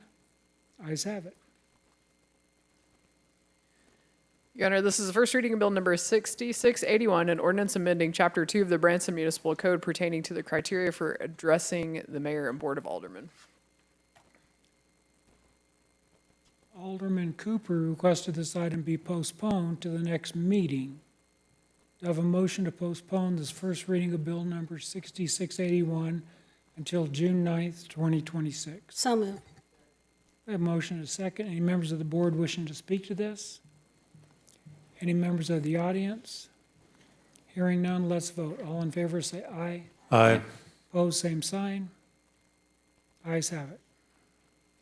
Your Honor, this is the first reading of Bill Number 6682, an ordinance amending Section 2-62 of the Branson Municipal Code pertaining to regular meetings and agenda. You've heard the first reading of Bill 6682. Do I have a motion approving this bill? So moved. We have a motion and a second. Get a staff report from Alderman Schultz. Yeah, thank you, Mr. Mayor. So this is now our first look at the bill. We passed the resolution at our prior meeting, and city staff have had time to go through it, and you will see some adjustments from the original language. My perspective is the changes are in good shape. The only thing I would ask for, but I'll wait for some general commentary here before I make the motion, is we did widen out the time from submission to the need to distribute the material. And I believe that was at the request of Administrator Stepp, just to help with processes. My only concern, and we can talk about this and then I'll consider a motion, is that when we started at the 10-day clock, as it's been amended to, when we have our first meeting and then go to our second meeting of the month, that leaves no time to take any action coming out of the first meeting prior, to get something in to have it ready for the second meeting. So we start skipping meetings with this timing. And that was one thing I was trying to avoid. So maybe before I make a motion, I just ask for a discussion. Would 8 days be a reasonable time to sort of find the middle ground there to allow the administration enough time to distribute and yet to be able to react from the output of a prior board meeting? So any members of the board wishing to speak regarding this matter? I'm good with the 8 days. Kathy? I guess 8 or 10 days, I think we could make the 8 days work. I just want to make sure that I'm very clear and on the record that our responsibility is to make sure that we bring the best possible product to you all that's ready for your eyes, right, and ready for review. And so I've been a little bit concerned about these hard and fast deadlines because we just don't know what the issue is going to be at the time. And so I just want to make sure that we all understand each other, that my asking for additional time will not be looked at as a deficiency on my part or staff's part, and that there will be that right consideration and respect for each other, that if it's a heavy lift on something, or maybe that's going to require public input, which I know is really important to all of you, that we be granted the grace and not have that counted against us for some reason. So that's the only thing I just wanted to clarify. Otherwise, I think we can get it done. And I would say, Mr. Mayor, that I think the aldermen probably have one of the largest responsibilities here, because if we're going, as aldermen, bring ideas for bills forward, we're not always going to have a bill drafted in the proper form and so on, and it may take one full meeting cycle after that or more, depending on what's going on in the city. And we just have to be respectful of what the city staff says in terms of available resources and the amount of lift that we're asking. In other cases, I think if the aldermen, and I don't mean to make this sound preachy, but if the aldermen would take a little bit more time to try to get the wording as refined as possible, we'll also help the city staff in that regard. So I think you said it well, Administrator Stepp, it's on both fronts that we've got to be accommodating in this, because we got to survive together through this process. So with that being said, I'll make the motion to amend the item on the floor to strike out where it says 10 and 10 in parentheses business days, and change that to 8 with 8 in parentheses business days. Second. That's on line 30 for clarity. Yeah, and I just want to make sure that Administrator Stepp is comfortable with this, because by passing this, this board will change and our administrators will change. And with this in place, it sure seems tight to me. And I don't know, Alderman Kathy, So, Mayor, if I can comment on this, because Yes. I've worked a little bit with Alderman Schultz on this. Down on line 57, and this is something that Alderman Schultz and I have discussed, and one of the fail safes here for staff is that if I don't have all the stuff that I need to fully review the bills that are put forward because we're still waiting on staff, then this prohibits the Board of Aldermen from finally adopting a version of a code until I have had the proper amount of time to be able to do that. So let's hypothetically say Public Works is working on something that, is going to require a code amendment, and it's going to take them, time to hear back from MoDOT or whatever. That means that I'm not going to be allowed or able to fully review that before maybe the next meeting. Then I just have to come and appear before you all and say, hey, I have not had a chance to fully review this. It is going to put me in the spotlight a lot, saying I'm not ready because I'm waiting on staff. But again, like Administrator Stepp said, if you guys all have the understanding that that's not going to be held against us, I don't have a problem with that. I'm more than happy to come kind of share some of those details of what we're waiting on so that you guys are aware of why it's taking a little bit longer than normal. Boy, it sure seems that we're setting ourselves up for some failures. I would just say we probably should keep in mind that part of this bill is really to address one of the issues I've heard for the last couple of years about the last minute rush of putting together agendas. And what this does, setting aside the gap between the 8 days and 5 days, what this does is that it ensures that material that's destined for the agenda for the board must be in administrative hands at least 8 days before. And I can tell you, as of right now, things are getting in there days before or less. And I know because we often are working on the agenda items together or questioning what agenda items are as they come together. So this actually improves that part of the process dramatically.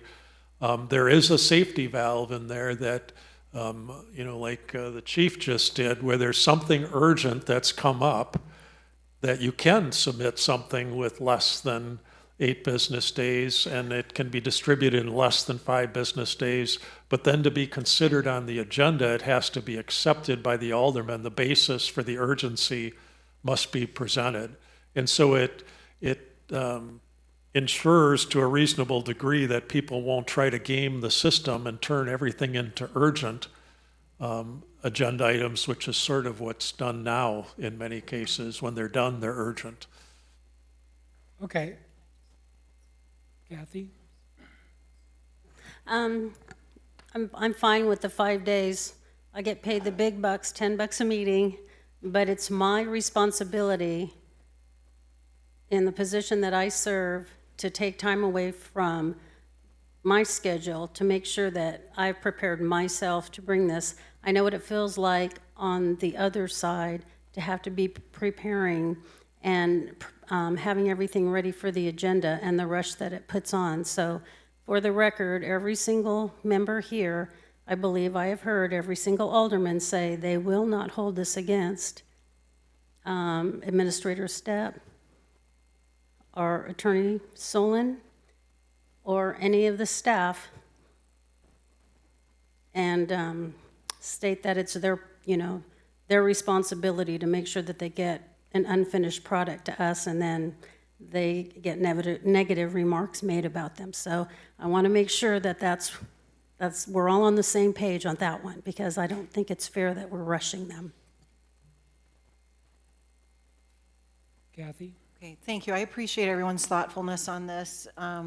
And I feel, Alderman Denham, I feel like we're in a good place. So I was looking at everybody's facial reactions and body language. So I feel pretty good about that. So thank you to everybody for your being pragmatic about that. And the only thing I just wanted to further address was how we currently, at least since I've been here, there's been a lot of last minute things to get things on the agenda, and it's like it's all coming fast and furious. Just so you know, that's not my preferred way of doing business. That's an attempt to meet the standard of at the speed of business. And so when we're constantly hearing from our elected officials, go faster, do better, get it to us sooner.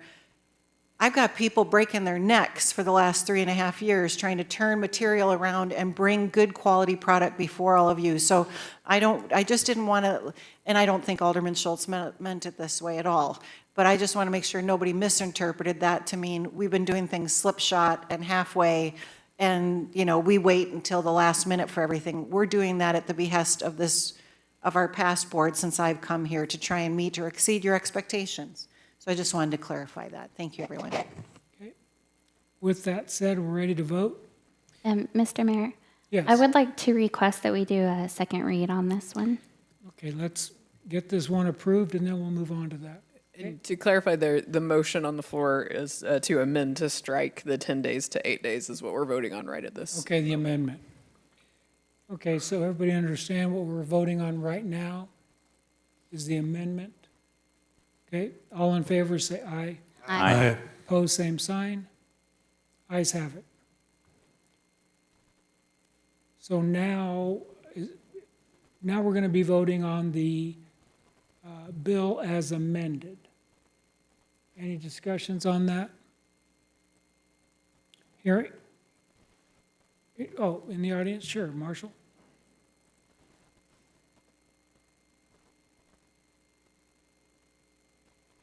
How's it going? Marshall Howden, I live in Ward 1. I have a couple questions as somebody who's taken a fine-tooth comb to this section and had many discussions with you all about this over the years. So subsection D is doing quite a bit of heavy lifting in just one sentence as it appears to me. So I'm just as a citizen trying to figure out everything that subsection D entails. Because when I sat up there on that dais and was trying to make good amendments to this section, one thing I was trying to get across was the major item that needed to happen was the triggering of staff time when 2 aldermen brought something forward, right? So again, I'm kind of seeing that in subsection D, but it's doing a lot of heavy lifting where we had language before that sort of directly spelled that out. Now, on any initiative that I worked on in the past, whether I got it passed or I didn't, I mean, the alderman that brings something forward has to do a lot of heavy lifting on it. Otherwise, it's really not going to have any legs. Now, I mean, I've even done editing back and forth with aldermen and saying, do you like this language? Because naturally, when you need a second alderman, you kind of have a teammate to work on stuff like this with. But no matter what the expertise of an alderman is to be able to draft that language, there are certain things that city staff will be able to do that an alderman wouldn't be able to do. I'll give you an example. The Branson Pirates logo on the water tower. If I'd have called that our company, first off, that probably would have been improper. Secondly, I wouldn't have had the language or the wherewithal to be able to understand what that stencil was and how much it cost and all these kinds of things.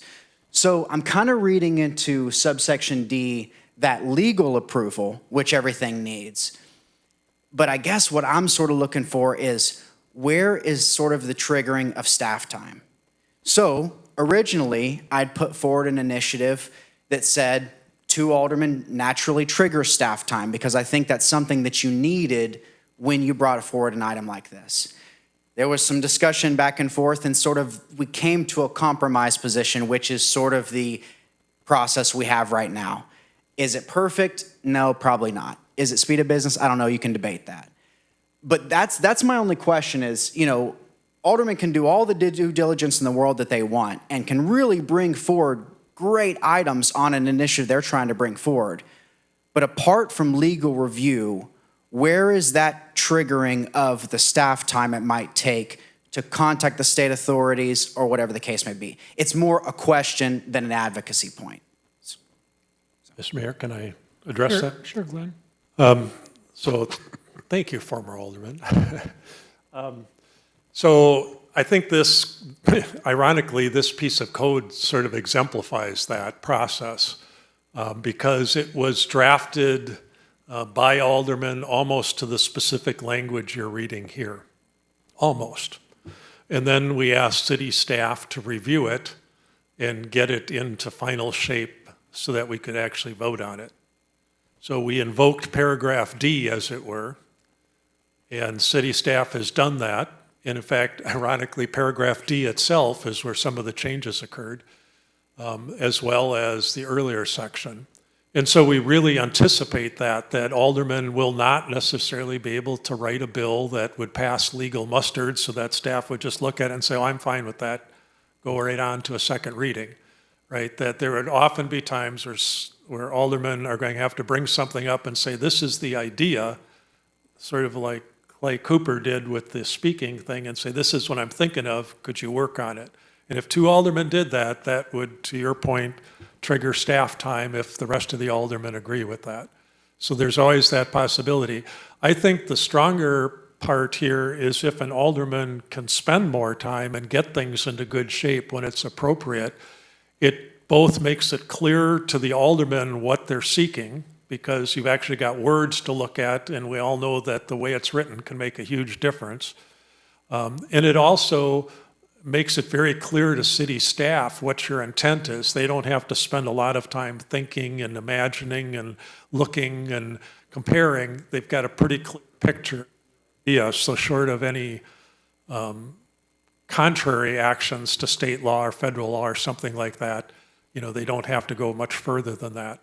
So it's always going to be a compromise. Nothing's going to be perfect, but I think it is true that paragraph D is the safety measure. And I think the other thing that's not specific to paragraph D, but that this code does do, is it puts everybody on the same footing. So it's 2 aldermen, whether it's 2 aldermen, the mayor, city staff, it doesn't matter. We all go through the same process. And I think city staff is just naturally geared to doing that ahead of time because they know the resources and can allocate them appropriate. I think when it comes to probably the mayor, a little less so, and the aldermen even less so, don't know what those resources are or what the priorities are, and we'll have to kind of get in line at times for those. But it would have been impossible to write an ordinance that specified that down to the last detail, and so we saw this as reasonable to say you could even potentially get a first reading done on a draft ordinance, and then staff has time to look at it and may come back with changes. Okay, anybody else in the audience have any questions or comments? Mayor, can I just add one brief thing to that? Sure. And Marshall, when you ask about staff time, there's going to be times, like I said a second ago, from paragraph D, where I can't actually do a proper legal review until other staff has had the time to review those things. And originally, the language in D said something like, until the city attorney has perfected it, where it says shall be reviewed in accordance with the code requires the city attorney to review all bills and approve them before the alderman. And so it still is saying, hey, the city attorney has to review this, and that's contingent upon getting adequate expertise and input from city staff. So that kind of follows before it. It's not super clear from that language, but that's the process that would come from that. Okay, any other questions, comments from the audience? Questions, comments from the board? Hearing none, let's vote. All in favor say aye. Aye. Opposed, same sign. Ayes have it. Mr. Mayor, I move to do a double read on Bill 6682 due to time inefficiency. It'll actually save us an entire week. Second. We have a motion and a second on this bill to approve a second read. Any members of the board have any questions or comments? Audience, questions, comments? Hearing none, we're going to vote to approve a second read. All in favor say aye. Aye. Opposed, same sign. Ayes have it. Madam Clerk, would you please read this item for the final read? Your Honor, this is a final reading of Bill Number 6682, an ordinance amending Section 2-62 of the Branson Municipal Code pertaining to regular meetings and agenda. You've heard the final reading of Bill 6682. Do I have a motion approving this bill? So move. Second. Motion and a second. Staff report remains the same, I'm assuming, Alderman Schultz? Yes. Yes. Any questions on the board? Questions, comments from the audience? Hearing none, let's vote. This is the final reads. We get a roll call vote, please, Hillary. Harkness, Yes. Lucas, Yes. Denham, Schultz, Yes. Williams. Yes. Result of the vote is 5-0, motion carries. Your Honor, the next item is a resolution for the appointment of representative and alternate to the Southwest Missouri Joint Municipal Water Utility Commission. Do you have a motion adopting this resolution? So moved. We have a motion and a second. Staff report from Kendall. Hello, Kendall. Good evening, Mr. Mayor, members of the board. The Southwest Missouri Joint Municipal Water Utility Commission, that's a mouthful, by the way, is an intergovernmental body formed to promote regional cooperation in the development, management, and long-term sustainability of water resources among participating municipalities in Southwest Missouri. The city of Branson has been a member since 2016. I myself has served as the primary member since 2021, and currently the alternate member is vacant. This resolution is requesting an appointment of myself as the primary member and Ethan Hiley, the Assistant Utilities Director, as our alternate member appointment. Staff recommends approval. Any members of the board have any questions or comments? Any questions or comments from the audience? Hearing none, let's vote. All in favor say aye. Aye. Opposed, same sign. Ayes have it. Thank you. Thank you, Kendall. We're now in the report section of the meeting. Alderman Harkness. Thank you, Mr. Mayor. I read the city's monthly newsletter. It's pretty awesome. Happy birthday to everybody that has birthdays, and congratulations to everybody that have anniversaries. I thought it was pretty cool seeing all the inside stuff that you guys are up to, so thank you for that.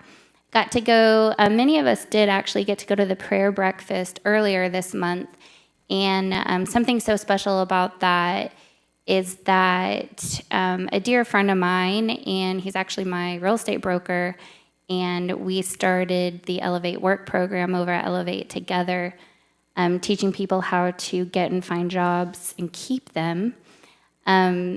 His name is Doug Lay, and he won the Kingdom Builder Award. And so it was a proud moment that I had to watch him up there, but I bring it up here just to validate some of the amazing events and the amazing people and community members and volunteers that our community has. I'm very grateful for that. He himself has over 5,400 hours in that program and in his volunteer work, so it's pretty cool. I got to go to my first Parks Board meeting with Miss Cindy and her team.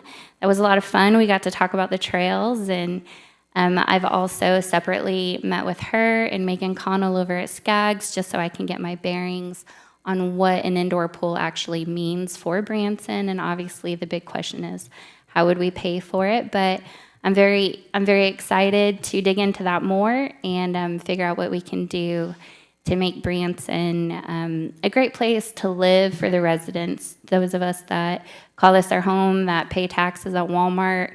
I'm excited to see how we can continue quality of life here.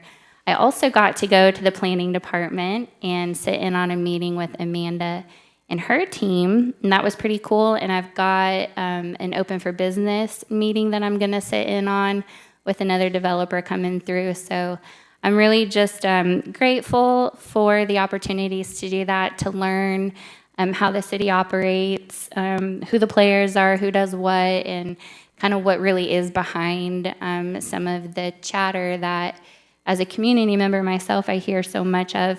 Amanda, I will say that during the election, I heard nothing but negativity about the Planning and Development Department, and since the election, whatever you guys did, there's been a whole lot of encouragement, excitement, hope, kudos. So it sounds like there's a turn there, and I'm grateful for the work that you guys are doing. Let's continue to do it, and I'm excited for that.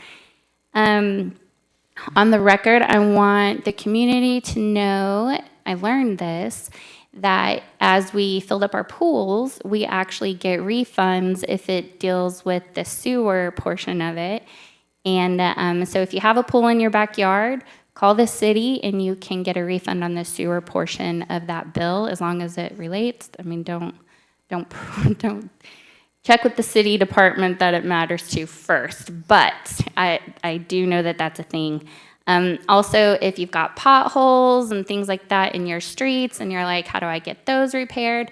There's actually a place on the city website that you can fill out for that. So these are all great things that I as a citizen didn't know, and I'm going to continue to bring awareness to it.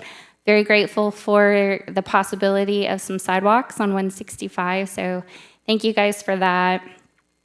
SB 1646, obviously a little bit controversial, but it has been no secret that I have not been in favor of the way that that was played out. So I would not be honest if I said I'm not excited that it is now off the table and we can move forward in appropriate ways to decide if we need a sports complex, how to pay for a sports complex, get a feasibility study going, get a capital plan going, get our infrastructure plan going, and really understand what our community needs, what our community wants, and then how to pay for it. So I'm excited that we're able to move forward with full transparency actually on that one. There's nothing hidden right now, and we're ready to dig into it. So that's about what I've got, and I'm just grateful to be a part of this board. Thank you guys, and thank you to my community.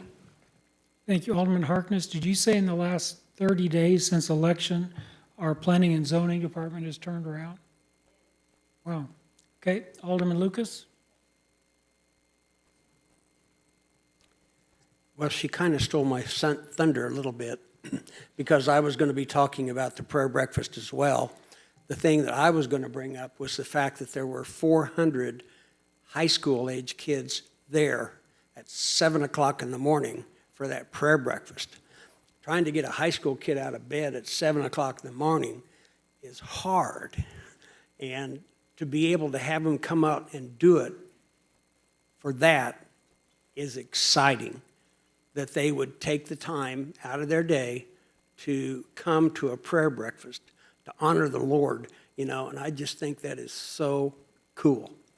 And things are booming downtown. You go around, and I've been down there and talked to the businesses, and things are going great. Business is up. You know, if you want to talk to somebody that's positive about what's going on downtown, talk to Chris Bohink and to Steve Hartley, and they will tell you how things are going. And it's just another example of why it's such a great honor to be able to live in Branson and to be a part of such a great community. And I thank you for letting me live here. Thank you. Alderman Denham. Thank you, Mr. Mayor. Amanda, I didn't hear anything negative, and I don't think that there have been massive changes in the past 30 days. I think that there have been massive changes over quite a few years, and I'm very proud of all our departments here at the city. There's amazing events that have been taking place, that are continuing to take place, and I would like to do some kumbaya, but at this point, I think there's an elephant in the room I would like to address. And only because of the conversations that have taken place tonight, when item number 19 was pulled, not giving the mayor the opportunity to address his request on this agenda, yet nobody wanted discussion, but yet it was brought up in item number 17. It was brought up in different ways tonight, so I'm gonna continue on here. I like to deal with facts, so the facts are what I'm gonna be reporting on. Senate Bill 1646 is the humongous elephant in the room right now, and I'm not aware, I think Alderman Williams sent some correspondence to Senator Hudson. I haven't seen it, but I have seen Alderman Harkness's. And I just wanted to address a couple of things. The first comment states our community at large is not in support of this bill, being the sports convention.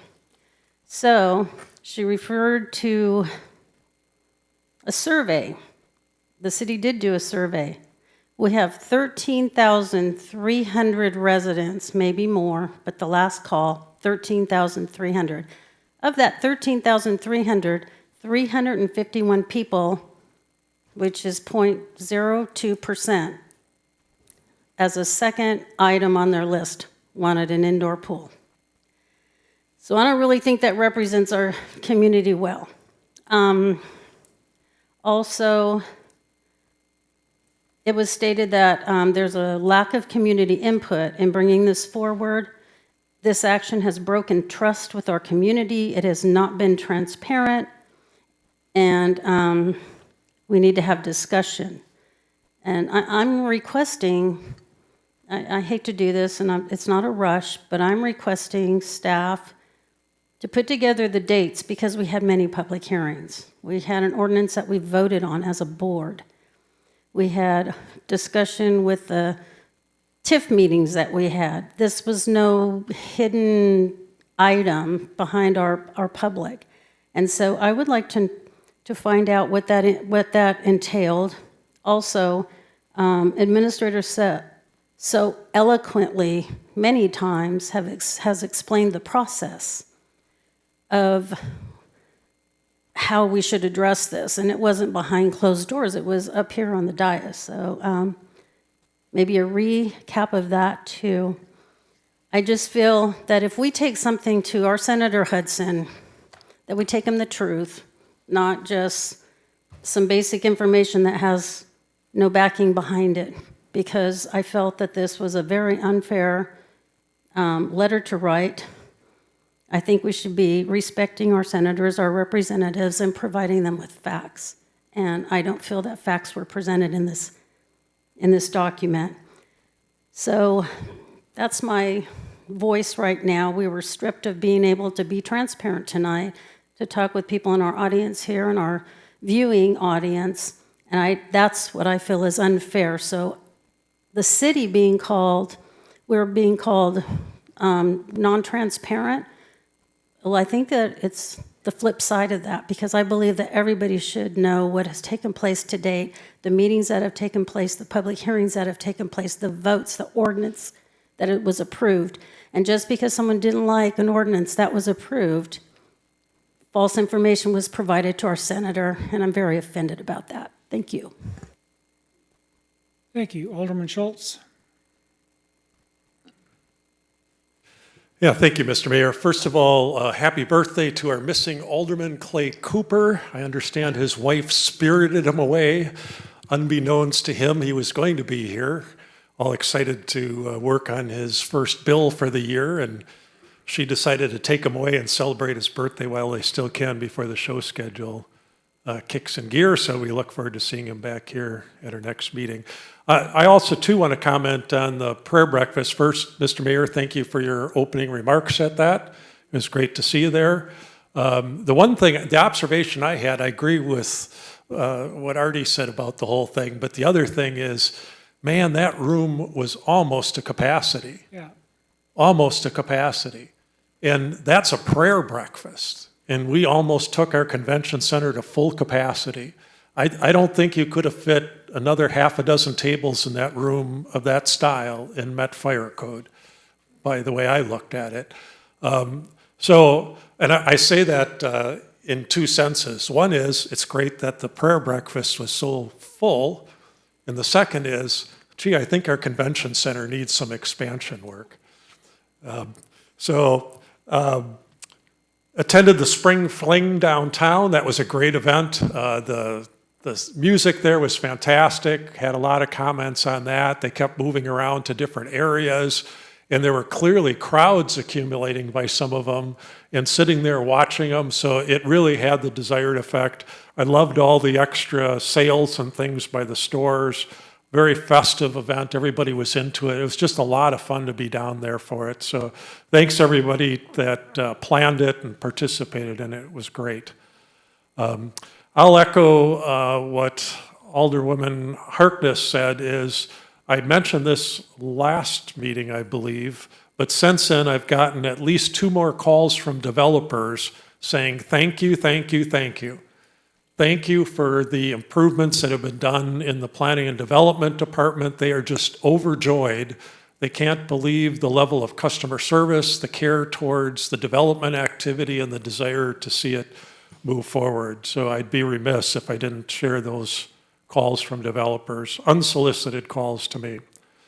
I, for one, because there seems to be some misunderstandings, I'm looking forward to the sports economic study that we commissioned. And as I understand, the vote tonight that took killing that off the agenda is essentially a vote for that as well.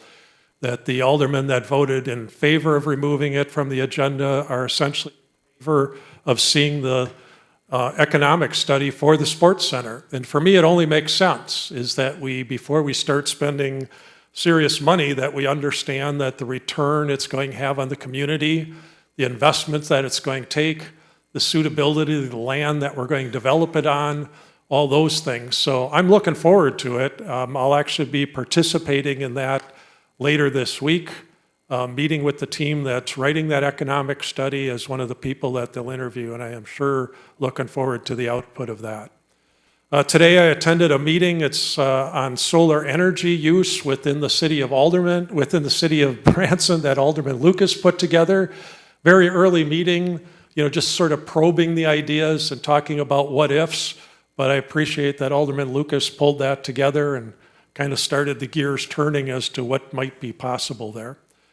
For those that haven't seen, May 28th at 9 o'clock is the Elevate Branson ribbon cutting for the first eight tiny homes in their development. And as they say, it's actually 8 ribbon cuttings that they're going to have, 1 for each home. So that's a major milestone in their project, and the public is invited to that, May 28th at 9 a.m.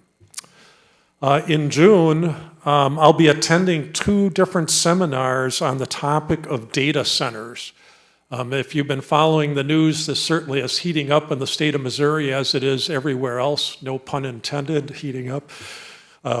So I wanted to make sure that I'm up to date and have that information available in case something comes our way as to what the latest thought processes are, techniques, discussions, tax treatments, all the other things that relate to.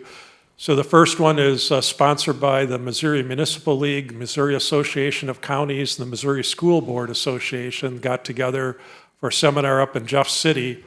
And then the day after that, I'll be going to the governor's seminar at S&T that's going to be looking at data centers as well with a panel discussion there. And then the last comment I'll have, since we have our 2 representatives here, is really looking forward to the legislative priority discussion that's been started by our president-elect to get some items that the board mutually agrees upon, our legislative priorities in Jeff City, in that we should have a readout to our representatives before you start to do all your prep work for all the bills that you want to sponsor in the coming year. And so I'm excited that, and as you 2 gentlemen know, you're always invited to those discussions, and we'd welcome your active participation in those as well. That's my report, Mr. Mayor.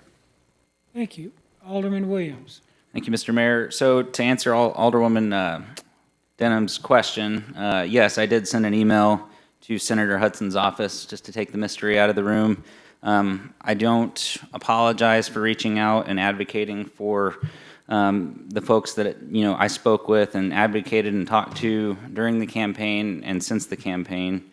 The spirit of that email was just advising that where you said we've had multiple open forums, there have been multiple open forums, but this one was born out of an executive session where the public was not involved. So that's an important line of demarcation from the idea that we're attempting to stifle public input, because that was the very problem that we were calling out. So I wanted to set the record straight on that.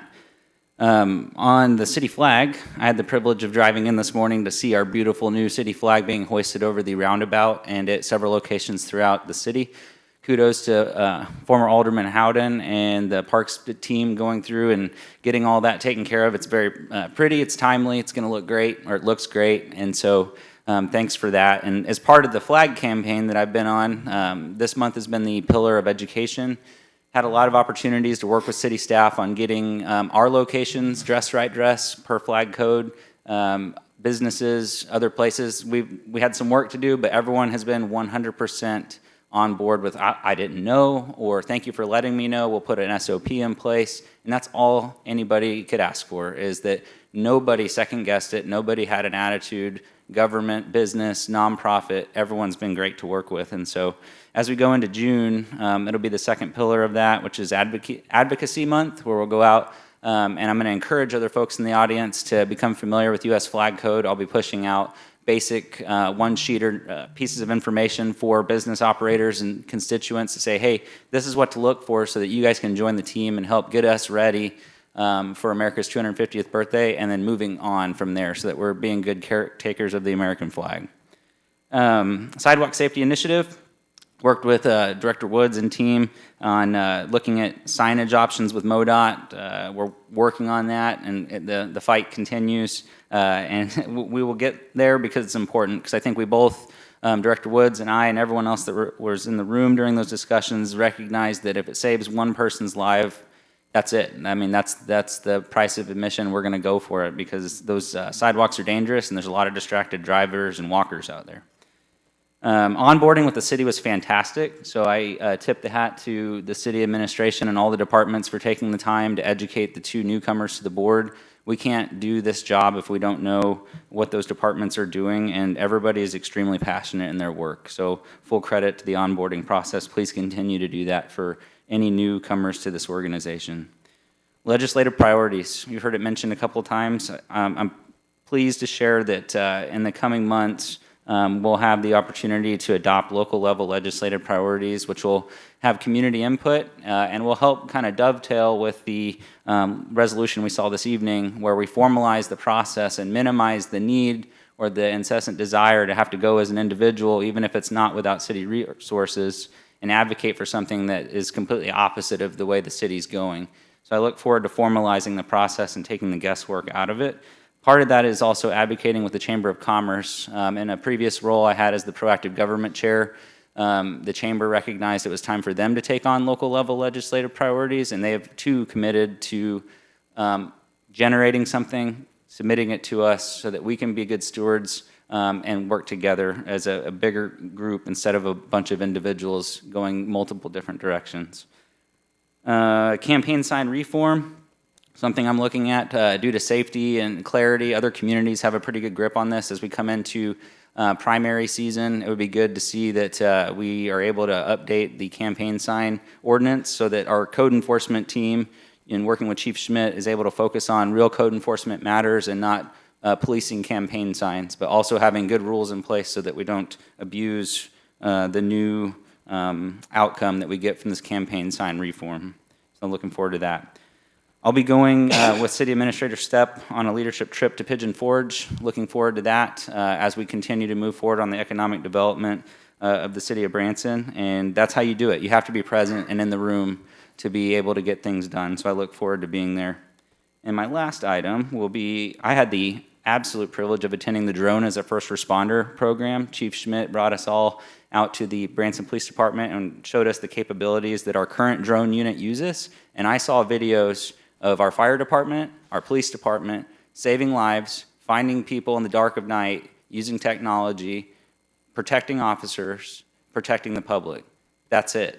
We have that obligation to give them the best tools possible to protect people, because that is limited and effective government's responsibility is to do just that. And so I'm fully supportive of the direction that we're leaning into with the Drone as a First Responder program. There's some really cool technology coming in the very near future. Mr. Mayor, that is my report. Thank you. Administrator Stepp. Thank you, Mr. Mayor. One quick update I wanted to give you all is on our fire chief recruitment effort and what's been going on lately. We just had a meeting this afternoon with Haley from HR, Chief Schmidt, myself, Alex Gerard. Am I missing anybody? Who? Oh, the recruiter. Yeah, he was there. Thanks, Alex. So anyway, with the recruitment official as well. And I'm very pleased and was actually quite astonished. We had 29 applicants from across the country. And I think it was 12 different states, if I remember the right number. I think it was from 12 different states. So we took the time today to go through the recruitment official. His name is Rudy, as you heard from Alex, in A, B, and C categories. And so we now are going to take those resumes on our own and just kind of winnow them down to maybe the top 10 or 15.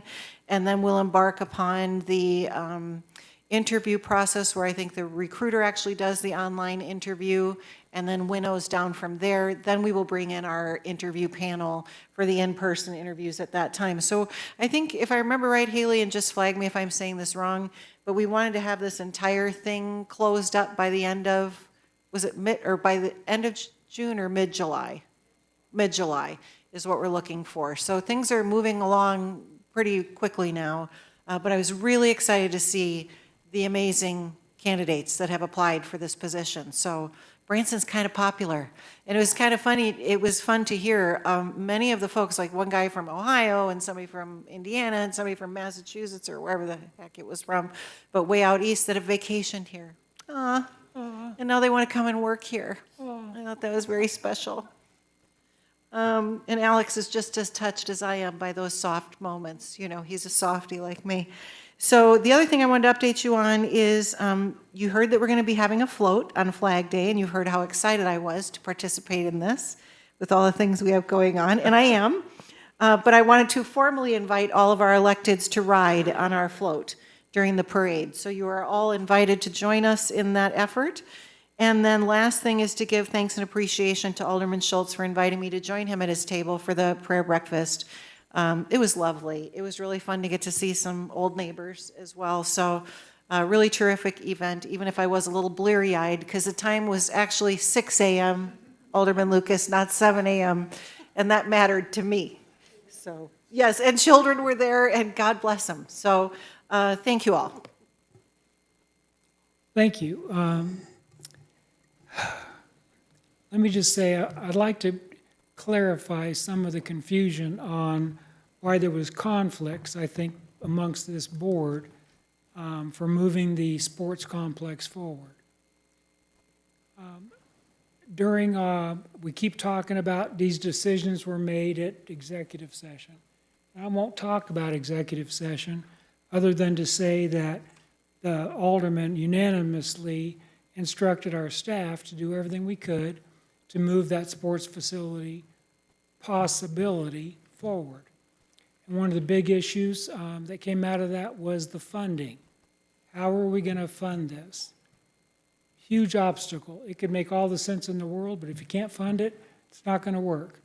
So while our state legislators were in session, we sent up a bill to be considered to approve given our Branson residents a choice that they currently do not have today. And that choice is out of our tourism tax. Our current responsibility is so much can be spent for transportation, or infrastructure, and then so much can be spent for marketing. What we asked the Senate to do was to approve a bill that would give our Branson residents a choice. And when I say a choice by ballot must be voted on by the voters to make any changes. Aldermen can't do it. Staff can't do it. It's the people's choice. So the only thing that was being asked in 1646, the only thing, was to ask the Senate, state Senate, to approve a bill that would give the voters a choice of how to spend that tourism tax if and only if they wanted to make a change. And this change purposely was to look at the sports facility. The sports facility didn't make sense. Maybe look at the convention center. Could use this money to improve our convention center. Could use this money if the swimming pool made any sense. So the voters were going to be given that choice. So the friction was, well, we didn't go to the voters first to ask them if they want the Senate to approve the voters having this choice. The bill was not to say Branson's allowed to do this or the Board of Aldermen allowed to make any changes. So the big to-do, and I think there's underlying issues here because I find it very, very hard to believe that our two new incoming aldermen were so desirous to not let this bill get approved, to say instead of this bill approved, and then we come to the community and say, okay, here's another option for funding for sports complex, convention center, other things. So now we're back to the point where we now are limited on that tourism fund to only spend the money on infrastructure and marketing.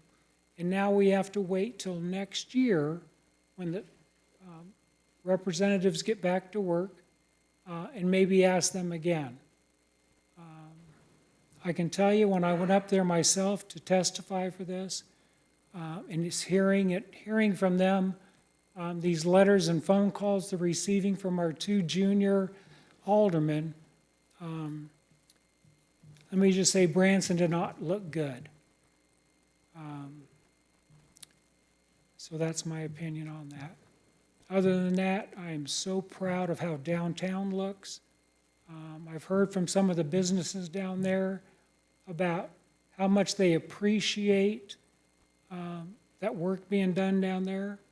I want to thank those that had the courage and the strength to approve having those improvements done down there. It wasn't easy to make those decisions, but boy, we all seem to be proud of it now that it's completed. I know this year we're having 3 parades. So when we talk about riding on the city's float, we're asking for the aldermen to ride on that for all 3. We have the Flag Day, we have the Veterans Day, and Adoration parades to ride on. What'd she say? Oh, yeah, that was in the fine print. Cassie's thinking it was just for the Flag Day. Actually, your staff is the one that asked me about being in all the parades. So with that, I know, like I said, I know it's a new board, and the way the city's run is we listen to what all the aldermen want as a board. I think it's important for the board to speak as a voice, respect each other's opinion, and if the board votes on something, then the voice from the city needs to be the one voice voted on by the board, voted on by this board. With that, I will entertain a motion to adjourn. So moved. That was pretty quick, Glenn. Second. We have a motion and a second to adjourn. All in favor, say aye. Aye. Opposed, same sign. Ayes have it. Meeting's adjourned.